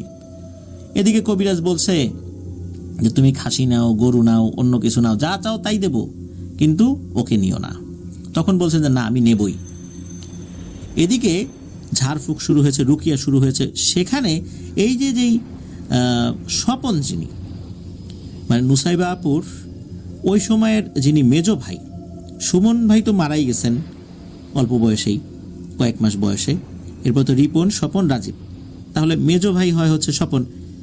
স্বপন ওখানে উপস্থিত ছিলেন, তার সমস্যা শুরু হয়ে যায়। ওই ঝাড়ফুঁকে এই রাজীব সুস্থ হলেও স্বপন ভাইয়ের সমস্যা শুরু হয়ে যায়। আবার ঝাড়ফুঁক করানো হয়, সেই কবিরাজ কানা হয়। তখন ওই জিনটা বলে আমি এই ছেলেটাকে নিয়ে যাব, মানে স্বপনকে নিয়ে যাব। আবার ঝাড়ফুঁক করা হয়, তখন রাজীবকে ধরে। আবার ঝাড়ফুঁক করানো হয়, বলে আমি রাজীবকে নিয়ে যাব। এইভাবে কোনোভাবেই কিছু হচ্ছিল না। একজনকে ছাড়ে তো আরেকজনকে ধরে। বলা হলো যে একজনকে সে নেবেই। এখন কোনোভাবেই এই জিনটাকে মানানো যাচ্ছে না, তার সাথে নাকি ওই কবিরাজ পেরে উঠবে না। রুকিয়ার একটা পর্যায়ে নাকি ওই জিনটা এই কবিরাজের ঘাড় চেপে ধরে, এবং এমনভাবে চেপে ধরে বলে যে তুই যদি আর একবারও এই বিষয় নিয়ে তেরিবেরি করিস তাহলে তোর ঘাড় আমি মটকে দেব, তোর বাঁচার আর উপায় নেই, আমি একটাকে নেবই। এখন বল আমি কোনটাকে নেব? ওই পরিবারের সদস্যদের কাছে জিজ্ঞেস কর যে সিদ্ধটাকে নেব না কাঁচাটাকে নেব। সিদ্ধটা না কাঁচাটা, এটা বলার উদ্দেশ্য হচ্ছে যে এই যে স্বপন ভাই যিনি, উনি তো বেশ বড় ছিলেন তখন, আর এই যে রাজীব যিনি, উনি তো একদম নবজাতক। তাহলে কোনটাকে নেবেন? নবজাতক বলতে ওই সময় বয়স ওনার 3-4 মাস বা 6 মাস এরকম আর কি। এখন কোনটাকে নেবেন? তখন এই নুসাইবা আপুর দাদি বলেন যে এই স্বপনকে আমি এত কষ্ট করে বড় করলাম, আর রাজীব তো কেবল শিশু, সুতরাং সিদ্ধটাকে আমি নিতে দেব না, নিলে কাঁচাটাকেই নিয়ে যাক। আসলে মনের কষ্টেই তারা বলেছেন। কেউ কি চায় যে একটা প্রাণ নিয়ে যাক সেই অনুমতি দিতে? কেউ চায় না, কিন্তু তারপরও বাধ্য হয়েছিলেন তারা। এর কয়েকদিন পরই এই রাজীব মারা যান। এভাবেই এই নুসাইবা আপুর 2 ভাই মারা গিয়েছিলেন। এরপর এই যে যিনি স্বপন, ইনি হঠাৎ করে অসুস্থ হয়ে পড়েন। ঝাড়ফুঁক করার একটা পর্যায়ে দেখা গেল ওই যে দুষ্টু জিনটা, এইটা আবার এই স্বপন ভাইয়ের উপর আসর করেছে। তার মানে হচ্ছে রাজীবকে হত্যা করার পরও সে ক্ষান্ত হয় নাই, সে আবার স্বপনকে ধরেছে। স্বপন ভাইকে বাঁচানোর জন্য অনেক চেষ্টা শুরু হয়ে যায়। একটা পর্যায়ে এই স্বপন ভাইকে তার দাদির কাছে দিয়ে দেয়া হয় যে দাদি মানুষ করুক, উনি উনার মতো করে এটাকে বড় করুক। অনেকে পরামর্শ দিয়েছিলেন, বেশ কিছু কবিরাজ পরামর্শ দিয়েছিলেন। পরবর্তীতে স্বপন ভাইকে তার দাদির কাছে দিয়ে দেওয়া হয়, সেখানে উনি বড় হতে থাকেন। আল্লাহর রহমতে স্বপন ভাই ভালো আছেন, সুস্থ আছেন। তো এরপর আরও 2 জন ভাই হয়েছে, যার নাম হচ্ছে সজীব এবং নয়ন। সবার ছোট যে নয়ন, আমরা আগে যে ঘটনাটা বলেছি সেটা হলো নয়ন ভাইয়ের সাথে। এরপরে আরও একজন মেয়ে সন্তান হয়েছিল, তিনি মারা গিয়েছিলেন। তারপরে এই নুসাইবা আপু, তারপরে আর কোনো সন্তানাদি হয়নি। এখন যারা জীবিত আছেন তারা হচ্ছেন রিপন, স্বপন, সজীব, নয়ন এবং নুসাইবা। এই 5 জন এখন আছেন। প্রিয় লিসেনার্স, আসলে একটা ব্যাপার, সেটা হলো যে এই যে আমরা বলি কুসংস্কার, গ্রামের লোকজন এইটা বলে, ওইটা বলে, এটা করতে মানা করে, ওইটা করতে মানা করে। আসলে ওনাদের একটা দীর্ঘদিনের অভিজ্ঞতা রয়েছে। এই ধরনের ঘটনা যারা প্রত্যক্ষ করেছেন তারা তো বলবেনই যে দুপুরবেলা এরকম জায়গায় যেও না, গর্ভাবস্থায় এরকম ময়লা আবর্জনা যেখানে আছে সেই রাস্তা দিয়ে এসো না, এরকম তো বলবেনই। এটা কুসংস্কার নয়। এই সমস্ত জায়গাগুলোতে দুষ্টু জিনেরা আস্তানা গেড়ে থাকে। আর ছোট বাচ্চা এবং নারীরা এই ধরনের জিনের আক্রমণের শিকার সবচাইতে বেশি হয়। আর টাহুরা জিনের ঘটনা তো আমরা এর আগেও বলেছি, এগুলো কি দুর্ধর্ষ প্রকৃতির হয়। এদের টার্গেটই থাকে শুধু বাচ্চাদেরকে তারা নিয়ে যাবে। বাচ্চাদেরকে যদি তারা নিয়ে যেতে পারে সেটাকে তো খেয়ে ফেলবে, আর যদি একবার নজর দিয়ে ফেলে তাহলে ওর ভেতরের সব কিছু শেষ করে ফেলবে, যেটা হয়েছিল এই সুমনের সাথে। প্রিয় লিসেনার্স, ঘটনাটি 34 মিনিটের একটি অডিও ক্লিপ ছিল। আমি জানি না সমতা আন্টি যখন শুনবেন আমি ঠিকঠাক মতো বলতে পেরেছি কিনা, আমি যদি কোথাও ভুল বলে থাকি আন্তরিকভাবে ক্ষমা প্রার্থী। আমি যতটুকু বুঝতে পেরেছি আমি সেভাবে উপস্থাপন করলাম, আশা করছি লিসেনাররাও বুঝতে পেরেছেন। প্রিয় লিসেনার্স, এটি ছিল ঘটনা, আর এই ঘটনার মাধ্যম দিয়েই আমরা আমাদের এবারের মুন্সিগঞ্জ স্পেশাল এপিসোডের সমাপ্তি টানতে চাই। তবে সমাপ্তি টানলেও মুন্সিগঞ্জের ঘটনা কিন্তু শেষ হচ্ছে না। আমাদের পাইপলাইনে আরও কয়েকটি ঘটনা রয়েছে মুন্সিগঞ্জের, আমরা সময়ের অভাবে আজকে দিতে পারলাম না, কারণ আজকে 21শে ফেব্রুয়ারি অনেক ব্যস্ততা ছিল। আজকে আমার প্রতিষ্ঠানে বিভিন্ন প্রোগ্রাম ছিল, সেটাতে অ্যাটেন্ড করতে হয়েছে, যেহেতু রাষ্ট্রীয় প্রোগ্রাম অ্যাটেন্ড করতেই হবে। তারপর বইমেলাতে গিয়েছি, সেখানে আপনারা অনেকেই এসেছিলেন। আমি চেষ্টা করেছি সবার সাথে কথা বলার জন্য, সবার সাথে কথা বলতে আসলে ওইভাবে পারিনি, আমি আন্তরিকভাবে দুঃখিত। এত আমার প্রাণপ্রিয় লিসেনারদের ভিড়ে আমি কার সাথে কতটুকু সময় দিব ঠিক বুঝে উঠতে পারি না। তারপরও আপনারা যে এসেছেন, দেখা করছেন, কথা বলছেন, বিভিন্ন ঘটনা নিয়ে প্রশ্ন করছেন, জিজ্ঞেস করছেন, এটাই আমাদের কাছে অনেক বড় পাওয়া। প্রিয় লিসেনার্স, আমরা কিন্তু আমাদের এই জেলাভিত্তিক যেই ফ্যান মিটগুলো এগুলো অব্যাহত রাখবো ইনশাল্লাহ। কেন রাখবো সেটাও আমরা বলি। কারণ হচ্ছে আমরা ইউটিউবে ঘটনা আপলোড করি, আমরা ঘটনা আপলোড করছি, আপনারা শুধু আমার কণ্ঠটাকে শুনতে পারছেন, আবার আপনারা শুনছেন। আমরা আসলে কেউ কাউকে সচরাচর দেখি না। যাদের কাছ থেকে ঘটনা পাচ্ছি তাদেরকে কি আমরা একবারের জন্য দেখার আগ্রহ প্রকাশ করতে পারি না? যাদের ঘটনা আমরা প্রচার করছি তারা কি আমাদের সাথে দেখা করার আগ্রহ প্রকাশ করতে পারেন না? এই পারস্পরিক দেখা সাক্ষাৎ আমাদের মধ্যে আন্তরিকতা, হৃদ্যতা এবং বন্ধনকে সুদৃঢ় করে। আমরা আমাদের লিসেনারদের সাথে এই বন্ধনকে আরও দৃঢ় করতে চাই। এই জন্য আমরা আমাদের এই ফ্যান মিট এটা ইনশাল্লাহ চালিয়ে যাব। প্রিয় লিসেনার্স, আপনারা পরবর্তী যেই ফ্যান মিট হবে সেটা ইনশাল্লাহ জানতে পারবেন কোথায় হবে। সেখানে ইনশাল্লাহ আরও অনেকের উপস্থিতি আমরা কামনা করছি। প্রিয় লিসেনার্স, আপনাদের কাছে সত্যি আমরা কৃতজ্ঞ। আমরা ফ্যান বলতে এটি একটা শব্দ মাত্র, এটি প্রচলিত একটি শব্দ, কিন্তু আসলে আমরা পারস্পরিকভাবে প্রত্যেকেই প্রত্যেকের ফ্যান। আমরা আপনাদের ঘটনার ফ্যান, আপনারা আমাদের চ্যানেলের ফ্যান। আসলে আমরা একে অন্যের পরিপূরক। আমরা কেউ স্বয়ংসম্পূর্ণ ওইভাবে নই। স্বয়ংসম্পূর্ণ যদি কেউ থেকে থাকেন সেটা মহান আল্লাহ সুবহানাহু ওয়া তাআলা। এই জন্য আমরা প্রত্যেকেই একে অন্যের প্রতি নির্ভরশীল। আলহামদুলিল্লাহ, আপনাদের ভালোবাসায় এতটুকু পথ আসতে পেরেছি এবং আপনাদের সাথে এইরকম গেট টুগেদার আরও অনেকবার ইনশাল্লাহ করতে চাই এবং ইনশাল্লাহ আমাদের এই কার্যক্রম অব্যাহত থাকবে। প্রিয় লিসেনার্স, বিদায় নিচ্ছি। তবে আমাদের মুন্সিগঞ্জ স্পেশালের আরও কয়েকটি ঘটনা আমরা অন্য কোনো একটি এপিসোডে ইনশাল্লাহ নিয়ে আসব। সময়ের অভাবে আজকে সবগুলো ঘটনা উপস্থাপন করতে পারলাম না বলে দুঃখিত। সবাই ভালো থাকবেন, সুস্থ থাকবেন।